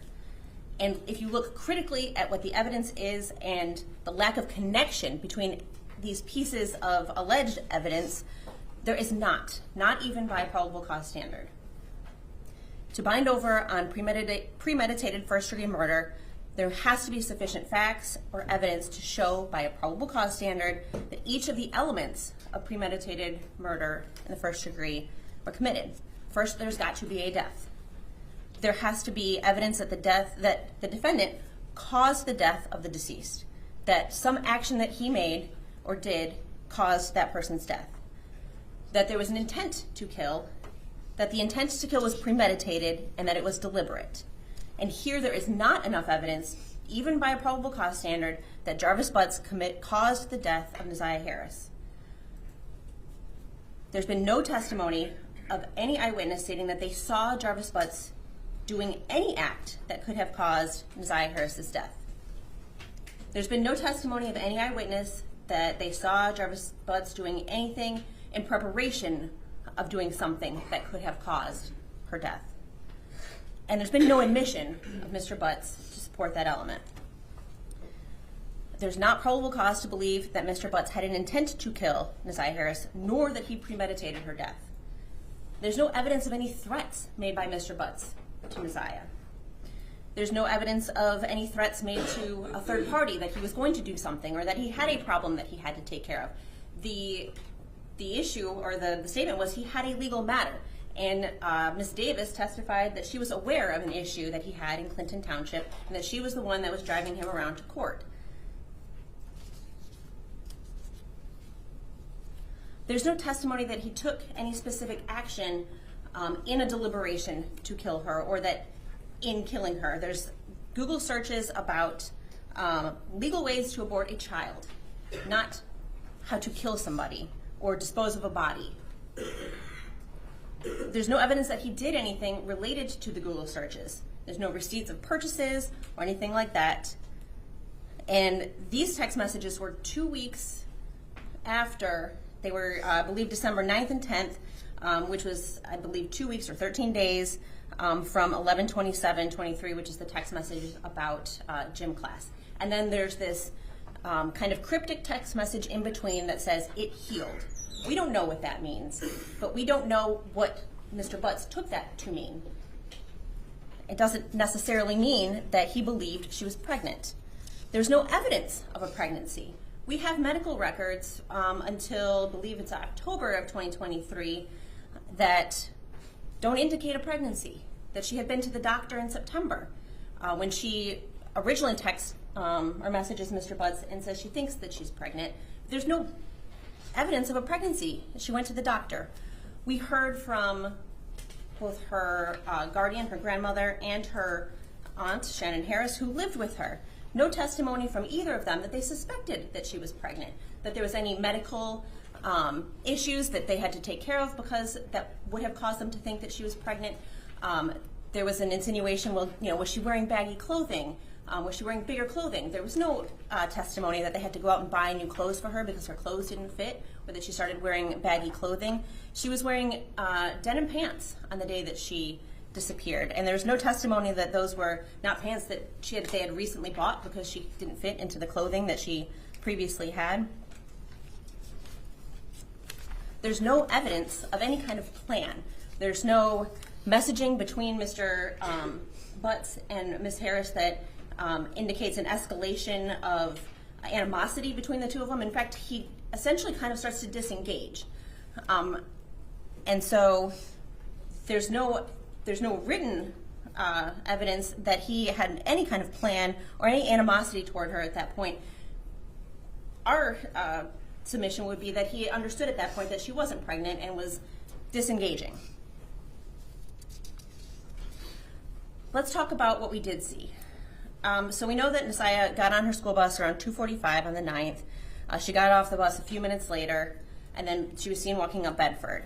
She was wearing at that point light color blue jeans, a black hoodie, and then a colorful coat with fur around the hood. There's some insinuation that somehow there was a plan that she would meet up with Mr. Butts, but the testimony of Mr. Wright was that they were driving around that afternoon back and forth to various auto parts stores, and I believe that they in fact had to go back to one kind of unplanned because they either missed something or there was an issue. And so to say that somehow Mr. Butts would have known that she would have been on that street at that specific time and that they would have been there at that specific time is quite a leap, considering they didn't know where they were going to be when, because they were doing all this driving around back and forth to various stores. Witnesses put Neziah at Mr. Butts' auto shop later that afternoon, and then in Ypsilanti with Mr. Butts and Cordell Wright, and Mr. Wright puts her back at the shop later that evening. But then we hear from Sergeant O'Rourke, who did all the cell phone mapping, that at 9 p.m., Mr. Butts was actually at 13662 Wilshire, which is his home, where Angel Leonard lives and where they have kids. So did Neziah go back with him to that house? And then at 9:30 is when he checks into the Park Crest Motel. Now, we don't know who was with him there, but there is no evidence that Naziah was ever there. They searched it, they took DNA, they took clippings of various things, they swabbed the shower drain, and there's no evidence that she was ever in that room. We did hear testimony that the Park Crest is a known place where Mr. Butts frequents and takes various lady friends for a rendezvous.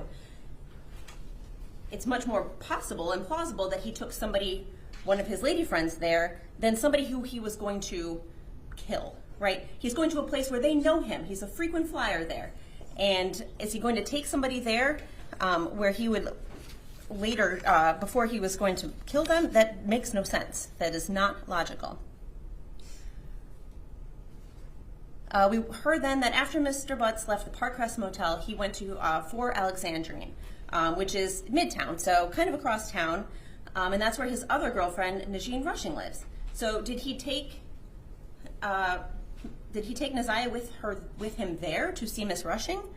And he stays there for a while, I think, according to Sergeant O'Rourke's mapping. And then we hear that he is at 7 Mile and Berg on January the 10th at 11:40 p.m. for over an hour. That's almost 24 hours from when he initially, it's beyond 24 hours from when he initially is with Naziah, or when he's last with Naziah. And so it's illogical to think that he was driving around with Naziah, visiting all of his girlfriends, or if he had done something to her previously, that she was in the car with him while he did that. And in fact, they took a cadaver dog around the car and didn't find anything, and they tested the vehicles, all of his vehicles, every car that he drove, for DNA, for any sign that Naziah had been in there, and they found nothing. And the call to Miss Johnson asking her to wipe down the Sentra that she used, that he had borrowed, is kind of irrelevant because she testified that she didn't do it. That she did nothing based on what he called to say, and they still didn't, nothing was found.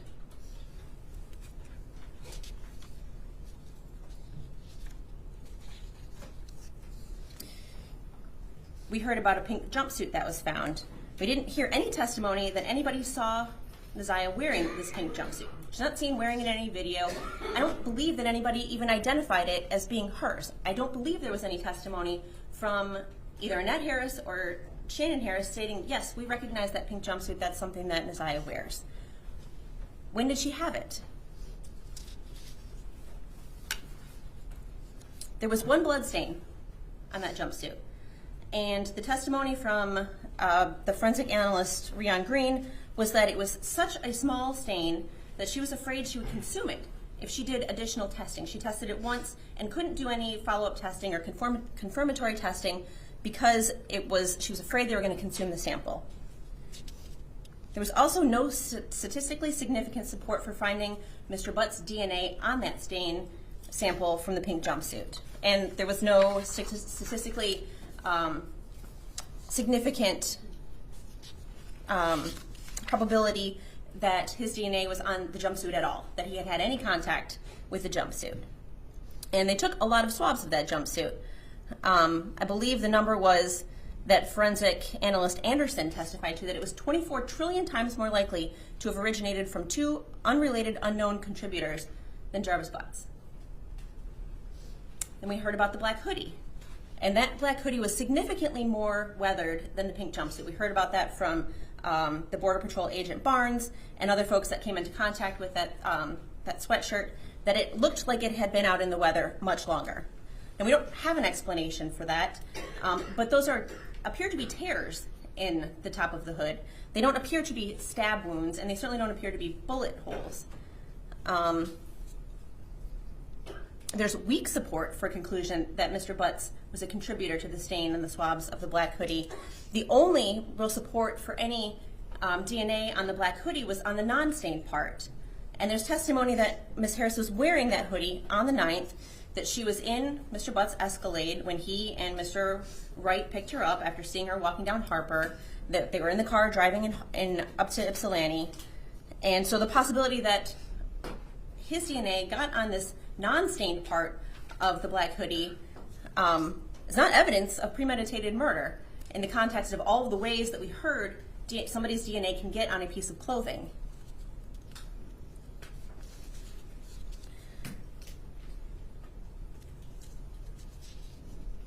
And I kind of talked about this, but we heard testimony that Mr. Butts drove both a Cadillac Escalade and a Nissan Sentra on January 9th and January 10th. There's a lot of pieces of those cars that were tested. Trunk carpet from various areas in both cars, the driver's floor mat, the driver's seat, the door handle, trunk speakers, the trunk frame. All of those things were swabbed for blood and nothing was found. We heard about a school ID card that belonged to Naziah. We heard Valerie Smith testify that she noticed it at some point in February, maybe a month or so after Naziah was last seen, and that she decided to pick it up 2.5 weeks after she first spotted it. But she was pretty clear that she only noticed it about 2 weeks before, but that she looked at it every single day. Seemingly, if it had been there before then, she would have noticed it. When did it get there? We don't know. There was no evidence. There's no testimony as to that. And there was no other evidence found in the 7 Mile and Greenfield area, and there's no evidence that Mr. Butts was there. We talked a little bit about the medical records, but all they tell us is that Naziah Harris didn't have a life-threatening condition as of October 24th. They don't tell us anything about her physical condition between the 24th and the 9th, and they don't tell us that she was pregnant. They're just not relevant, except for the fact, I guess, that they don't tell us that she was pregnant, and she was there on September the 27th, according to her text messages.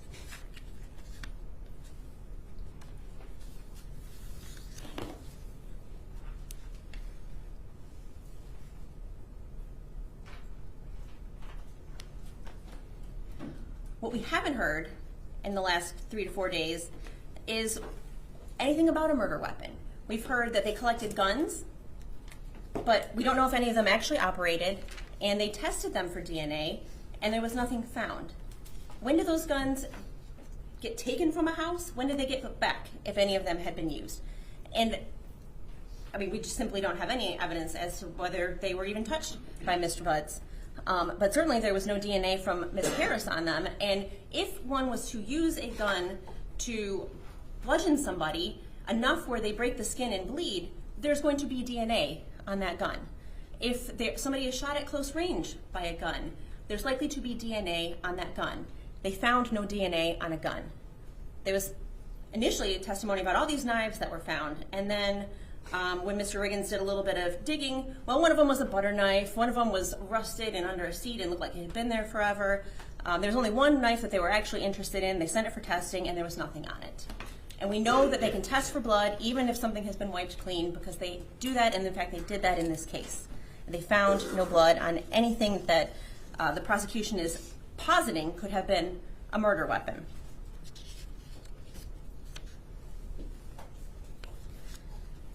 Motive is not an element of premeditated homicide. There's evidence that Mr. Butts and Naziah had a sexual relationship. And we are, at this point, not contesting the bind over on those counts. That would explain why Mr. Butts would not want to be honest about why he was with Naziah Harris. That would be enough to make somebody want to lie about their whereabouts or their connection to somebody. There's no evidence that it went any further than that for him. No evidence that he had been confronted by anybody about a sexual assault. No evidence that he was being threatened by Naziah to expose him or get him in trouble if he didn't do something that she wanted him to do.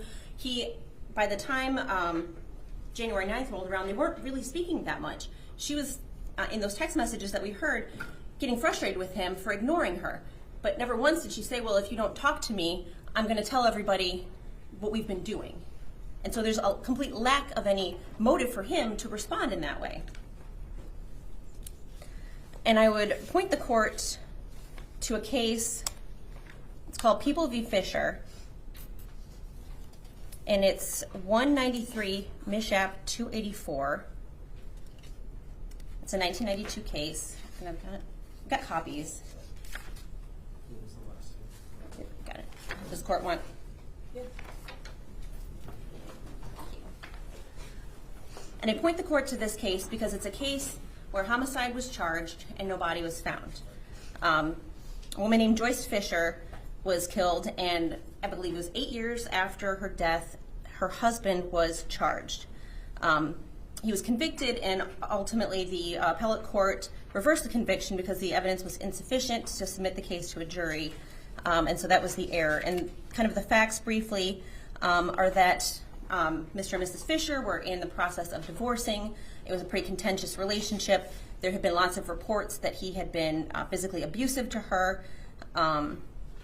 And she had even testified that he had threatened to kill her in mid-January of 1978, approximately 3 months before she disappeared. In April of 1978, apparently they were out together, they had lunch, and he was the last person to see her. After that, she disappeared. Now, there was no substantial testimony in that trial regarding her reliability, her long or short-term plans, that she had children, that she was devoted to them, and that she wouldn't have had any reason to run away or leave. And so that gave rise to an inference that she was deceased.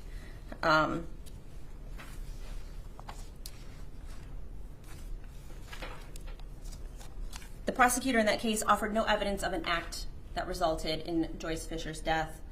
And the court previously has held that the victim's body, while it's not necessary to establish corpus delicti, there has to be something more.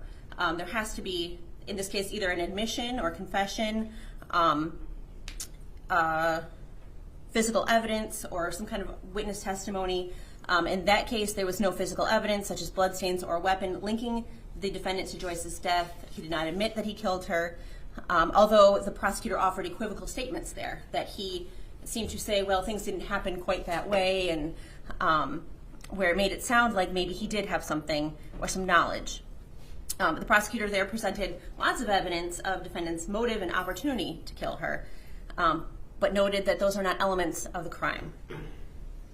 And inferences, the court says, may not be based on evidence that is uncertain or speculative or merely raises a conjecture or a possibility. And they said in that case, the evidence did not rise above the level of conjecture. And that's what we have here. We have conjecture. We have a lot of pieces of supposed evidence, but we have no connection.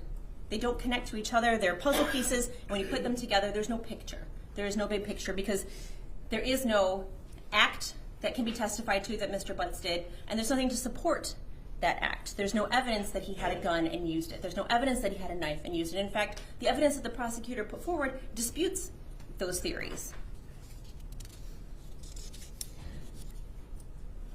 The idea that Mr. Butts was in some cover-up,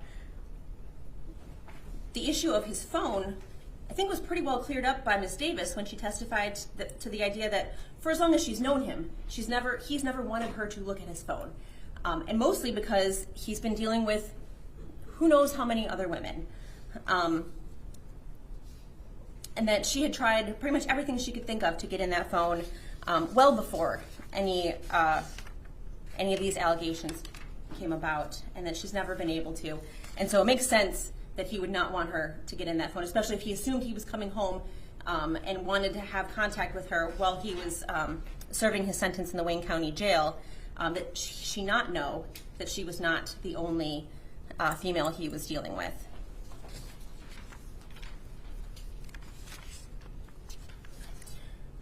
We acknowledge that probable cause is a low standard, but it isn't just limited to whether the prosecution has presented significant or sufficient evidence on each element of the offense, which we submit they have not. They also must determine that there's a reasonable ground of suspicion supported by circumstances sufficiently strong to warrant a cautious person to believe the accused is guilty. That definition of probable cause, or that characterization, comes from People v. Carter, which is 250 Mishap 510. And so you have to have both elements of the crime met, and also those elements have to be met by evidence that is sufficiently strong to believe that it is relevant, that it actually proves what it is saying that it proves. And here we have conjecture, we have speculation, we have supposition, and we have somebody who he did have something to hide. But there's no evidence that he did anything about that. He didn't threaten her. He didn't ask her, or say if anybody finds out that, I will go to jail, or you could go to jail, or you could be hurt. There was nothing like that in any of those conversations that we saw.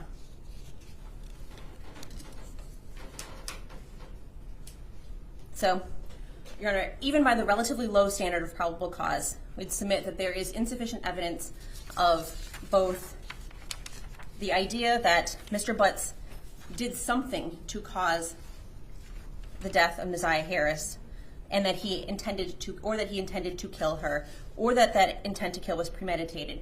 We don't know what happened when she left his shop on January the 9th around 9 o'clock. But I think it's safe to say we know she didn't go to his house where Angel Leonard was. Or Angel Leonard would probably be here in court and telling us what a weird interaction she had with him and why it was strange that he wouldn't come inside the house or why he wouldn't let her out by the car where he was. We don't have any evidence that she went with him to the Park Crest Motel. We don't have any evidence that they were together beyond 8:30, 9 o'clock on January the 9th. And for that, we're asking the court to deny bind over on count 1, premeditated murder in the first degree. Thank you, Judge. First, Judge, I'm going to start with talking about People v. Fisher that Ms. Quick just referenced. And it is important to note that this case is distinguishable for the following reasons. One, we're talking about a different standard. This was a trial issue, a directed verdict standard, where the court is saying at trial beyond a reasonable doubt. First of all and foremost, it's distinguishable for that reason. Secondly, though, the court in Fisher said in this case there was no physical evidence such as bloodstains or a weapon linking defendant to Joyce's death.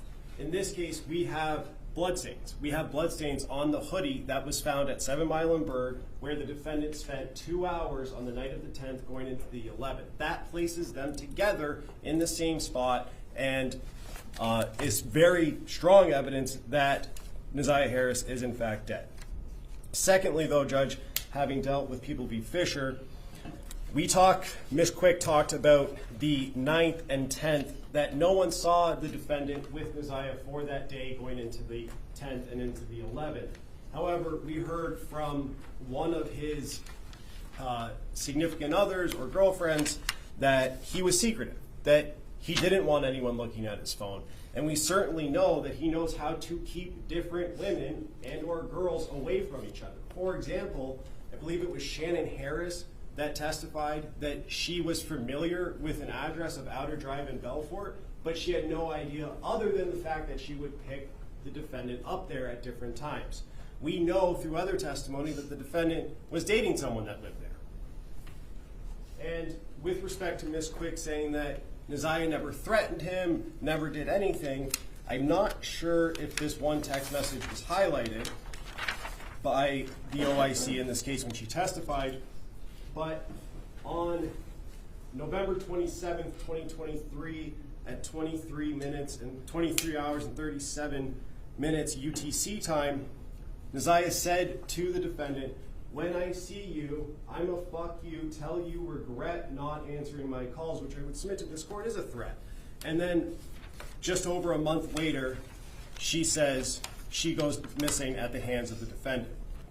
And Ms. Quick also talked about the driving around that Cordell and Jarvis were doing and how it was an unplanned meetup with Neziah on the 9th. However, that may be true from Cordell's perspective, because he wouldn't have known what Jarvis's plan was at that time, but clearly on the 9th, send okay if you've seen the message so I can delete your number, and then the defendant's response, okay. And Jarvis was the one driving per Cordell's testimony. Now, Ms. Quick also talked about the knives and how the knives found in the defendant's car of the one that was tested came back negative, and that's true.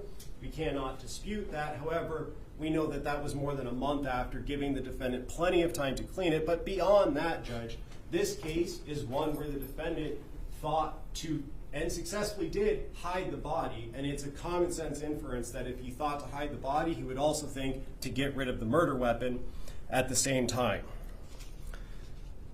And Judge, Ms. Quick is right. We are talking about a probable cause standard. And as I said, The question is, did the defendant with premeditation probably murder Neziah Harris? And I submit to this court that the answer is yes. And circumstantial evidence, as is noted in the jury instructions at trial court or in circuit court, is just as good as direct evidence. And yes, this is a circumstantial case, but when we put those circumstances together, including the physical evidence, the cell phone evidence, which I would equate with physical evidence for purposes of that, as well as the defendant's opportunity and motive, the picture becomes very clear that the defendant, Jarvis Butts, took the life of Neziah Harris to protect himself from the eventual discovery of his child that he was going to have with her, or at the very least thought he was going to have with her.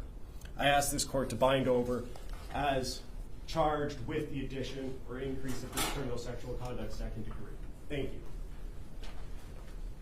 As far as Fisher, I agree with the people that this case is distinguishable. This is a case regarding a trial. And the one thing I had highlighted in pink is the quote, "In this case, there was no physical evidence such as bloodstains or a weapon leaking defendant to Joyce's death." In this case, we don't have the same facts or circumstances. I do agree this is a circumstantial case, and circumstantial evidence is sufficient for a bind over and even conviction. Today is January 9th, 2025, exactly 1 year, from the day Neziah Harris disappeared. Before I get into the charges, and the main charge of premeditated first-degree murder, I have to speak on Neziah Harris and the community who failed her. And I am only presented with certain evidence. I don't know the whole story. The attorneys know more than me, the family knows more than me, but from what I have heard over the last 4 days and 5 days total, is that several people failed her. I don't know where her mother is. I don't know anything other than that she was forced to live in a home where she was not protected or given the adequate attention and love. I don't know where her father is. I don't have any mention of him in her life, no presence. To Cordell, aka King, and all the men who saw Jarvis Butts hanging out and always around these young girls, including Neziah, and his 9-year-old daughter going up to the shop to clean up his shop. The school counselor who never showed up, or the person who was supposed to show up if that counselor was absent, after Neziah was on the floor on the day she went missing, saying that she needed to speak to someone and speak to a counselor. There's no mention of CPS, but I wonder what their involvement was over the years, because this was not just a 1-year thing. There are text messages at least from 2022. To her adoptive grandmother, Annette Harris, whose testimony, in my opinion, was very questionable. I understand why the people put her on the stand to establish Neziah's residence and the houses on Bedford and the regular routine, to establish also that Neziah was not a runaway child, that she was not a bad kid. I do believe she adopted Neziah. I do believe that she had 6 kids in the house. I believe that Neziah had on a dark hoodie the day she went missing, and that she had on red and black Nikes that day. What is hard to believe is that the defendant never came into the house as she testified. And there was also a minor that testified that he did as well. Text messages that show between him and Neziah that he did. In the basement, saying he was going to the shower, stealing her panties. He was always lurking around that house and asking for Janiyah and Zaniyah, from what I know. I even thought about the breakfast routine and saying that all the kids like eating breakfast at school. Did they have a choice? I don't know. But to always send those girls up there to clean up the shop raises questions. And how were there 2 women in that house who have birthed the children themselves who did not notice that Neziah was pregnant, and I believe she was, and not having her period anymore? But then after hearing text messages today, begging Jarvis for pads as if she didn't have anyone else to give them for her. And what stood out the most was when Annette Harris stood on the stand, and she learned around 6 p.m. that Neziah did not come home from school and said she looked around for her and decided to wait until the next morning to call the police. Without a tear, without emotion, or any expression of being devastated. And to her Aunt Shannon, who also showed no emotion, expression of being devastated from Neziah going missing. She stated that she had friends help look for Neziah, but was directed to just wait until the morning to call the police. A grown woman who likely suspected something strange going on didn't feel the need to call the police either. They were both able to go to sleep at night without hearing from Neziah or having any indication that she was coming home that night. And of course, the defendant, who I will get to in a minute. I don't know who else failed Neziah, but the community did. As far as the people establishing probable cause, I will focus on count 1, as it's been stated that there is no contention with counts 2 and 3. In count 3, I will amend based off of the motion and the testimony I heard that Neziah was 12 and not 13 at the time that Jarvis Butts had sexual intercourse with her. The prosecution is correct. You do not have to have a body to establish first-degree premeditated murder. It would have been a much shorter exam had her body been found, but this is where we are. In the last 365 days, no text messages. We all heard today and yesterday that she was very active and frequently texted. No social media for a year. We heard through testimony that she was also active on social media. No phone calls, which she was also able to do according to testimony. No physical sighting of her by anyone. She never came back to school. No one has seen her. Medical records dated from July 2014 to October 2023 indicated that she had no life-threatening medical issues that would lead to a natural cause of death. The black hoodie found in the area of 7 Muhlenberg with her DNA and blood on it. The holes in the hoodie consistent with some sort of struggle, violence, or weapon being used. And we know that there were no holes in that hoodie when she wore it to school. We saw a picture of her in a black hoodie on her last day that everyone saw her. I do believe her grandma testified truthfully about the sweatshirt that she had on and that was practically new. And the border agent who said that no evidence of animals would have destroyed the clothing or the shoes to possibly lead to animals tearing up that hoodie. The clear glasses found in the blue Nissan the day after she went missing. The behavior of the defendant when he snatched those glasses. They looked exactly like the glasses she had on in her last picture, according to the witness. The shoes that her brother described as the same shoes that were found also in the area of 7 Muhlenberg near the hoodie. While this is still probable cause, the evidence all points to Jarvis Butts. His locations, him being seen with her last, the abortion searches, the abrupt silence between the two of them in text messages, and the constant lies he told throughout the entire investigation. And they were proven to be lies with text messages and other testimony.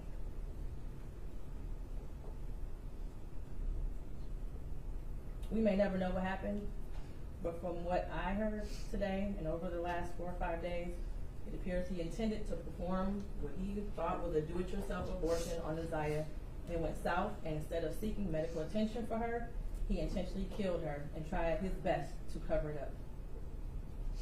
As much as I want her to be alive today, there is at least probable cause to show and believe that she's dead and that she was murdered by Jarvis Butts. Mr. Butts, stand up.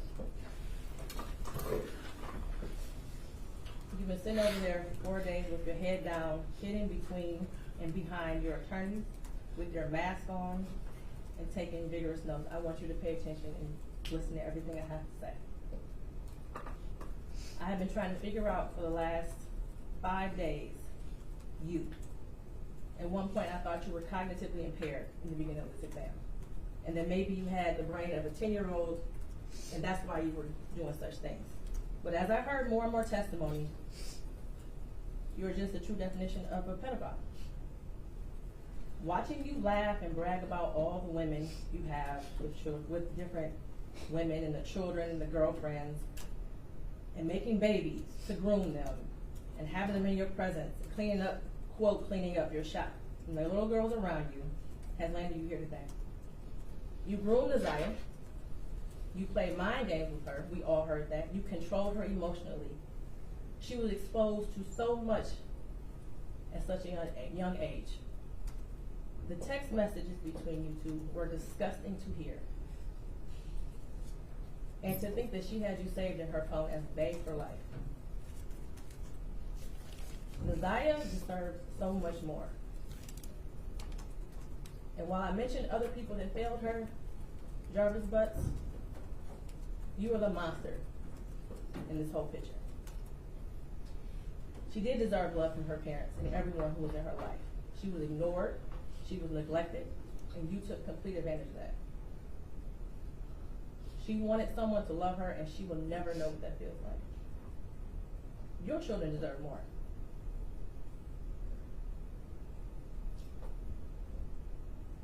As much as defense counsel has raised issues on count 1, all that has done is raise the question of fact for the trier of fact, which means that this will be for a jury or a judge to hear in Third Circuit. I pray for the healing of all the victims and the young girls and possibly boys who have come into contact with you. As a community, we should look at this case as a prime example of how much work we have to do when it comes to protecting our children and especially our black girls. I pray for closure and healing for all those who have been traumatized by you. And for you, Jarvis Butts, I wish you a speedy trial and that justice be delivered. Your bind over date is January 16th at 9 o'clock a.m. Anything else for the record? Not for the people, Judge. Thank you. Not for defense. Thank you, Jarvis.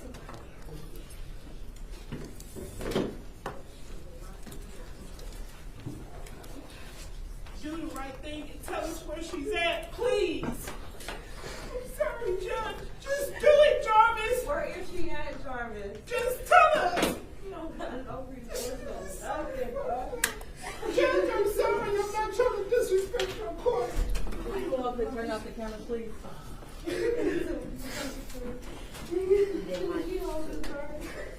As well as the microphone.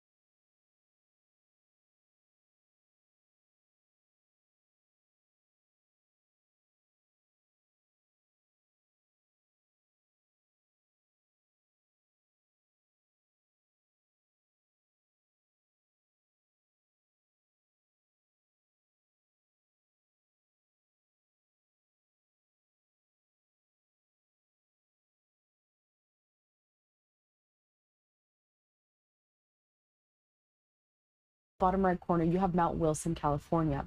Now, very early on, when I first sat on the desk, I had commented that this camera, it seemed to be frozen. And it is, actually, because just a little short time ago, we saw those flames approaching Mount Wilson and the Mount Wilson Observatory, really affecting all of the communication lines that are up there. And that's why we no longer have a live picture over there. So that was pretty much like the last picture that we were able to get before that camera went down completely. I want to bring up a post on X from the Mount Wilson Observatory, in which they say, as you may have seen on the news, the Eaton fire is approaching Mount Wilson. There are firefighters on the ground, but the power is out at the observatory, so communication is limited. We are monitoring the situation and will update here as we can. Thank you for your concern. A couple of other posts to filter through. The Angeles National Forest saying this, that effective immediately, the fire danger level has increased to critical at the Angeles National Forest. The temporary closure of the forest announced on January 8th and extending through January 15th at midnight, end of the day, is tied to critical fire danger. Continuing on here, we have a post, a reaction from the Canadian Prime Minister Justin Trudeau.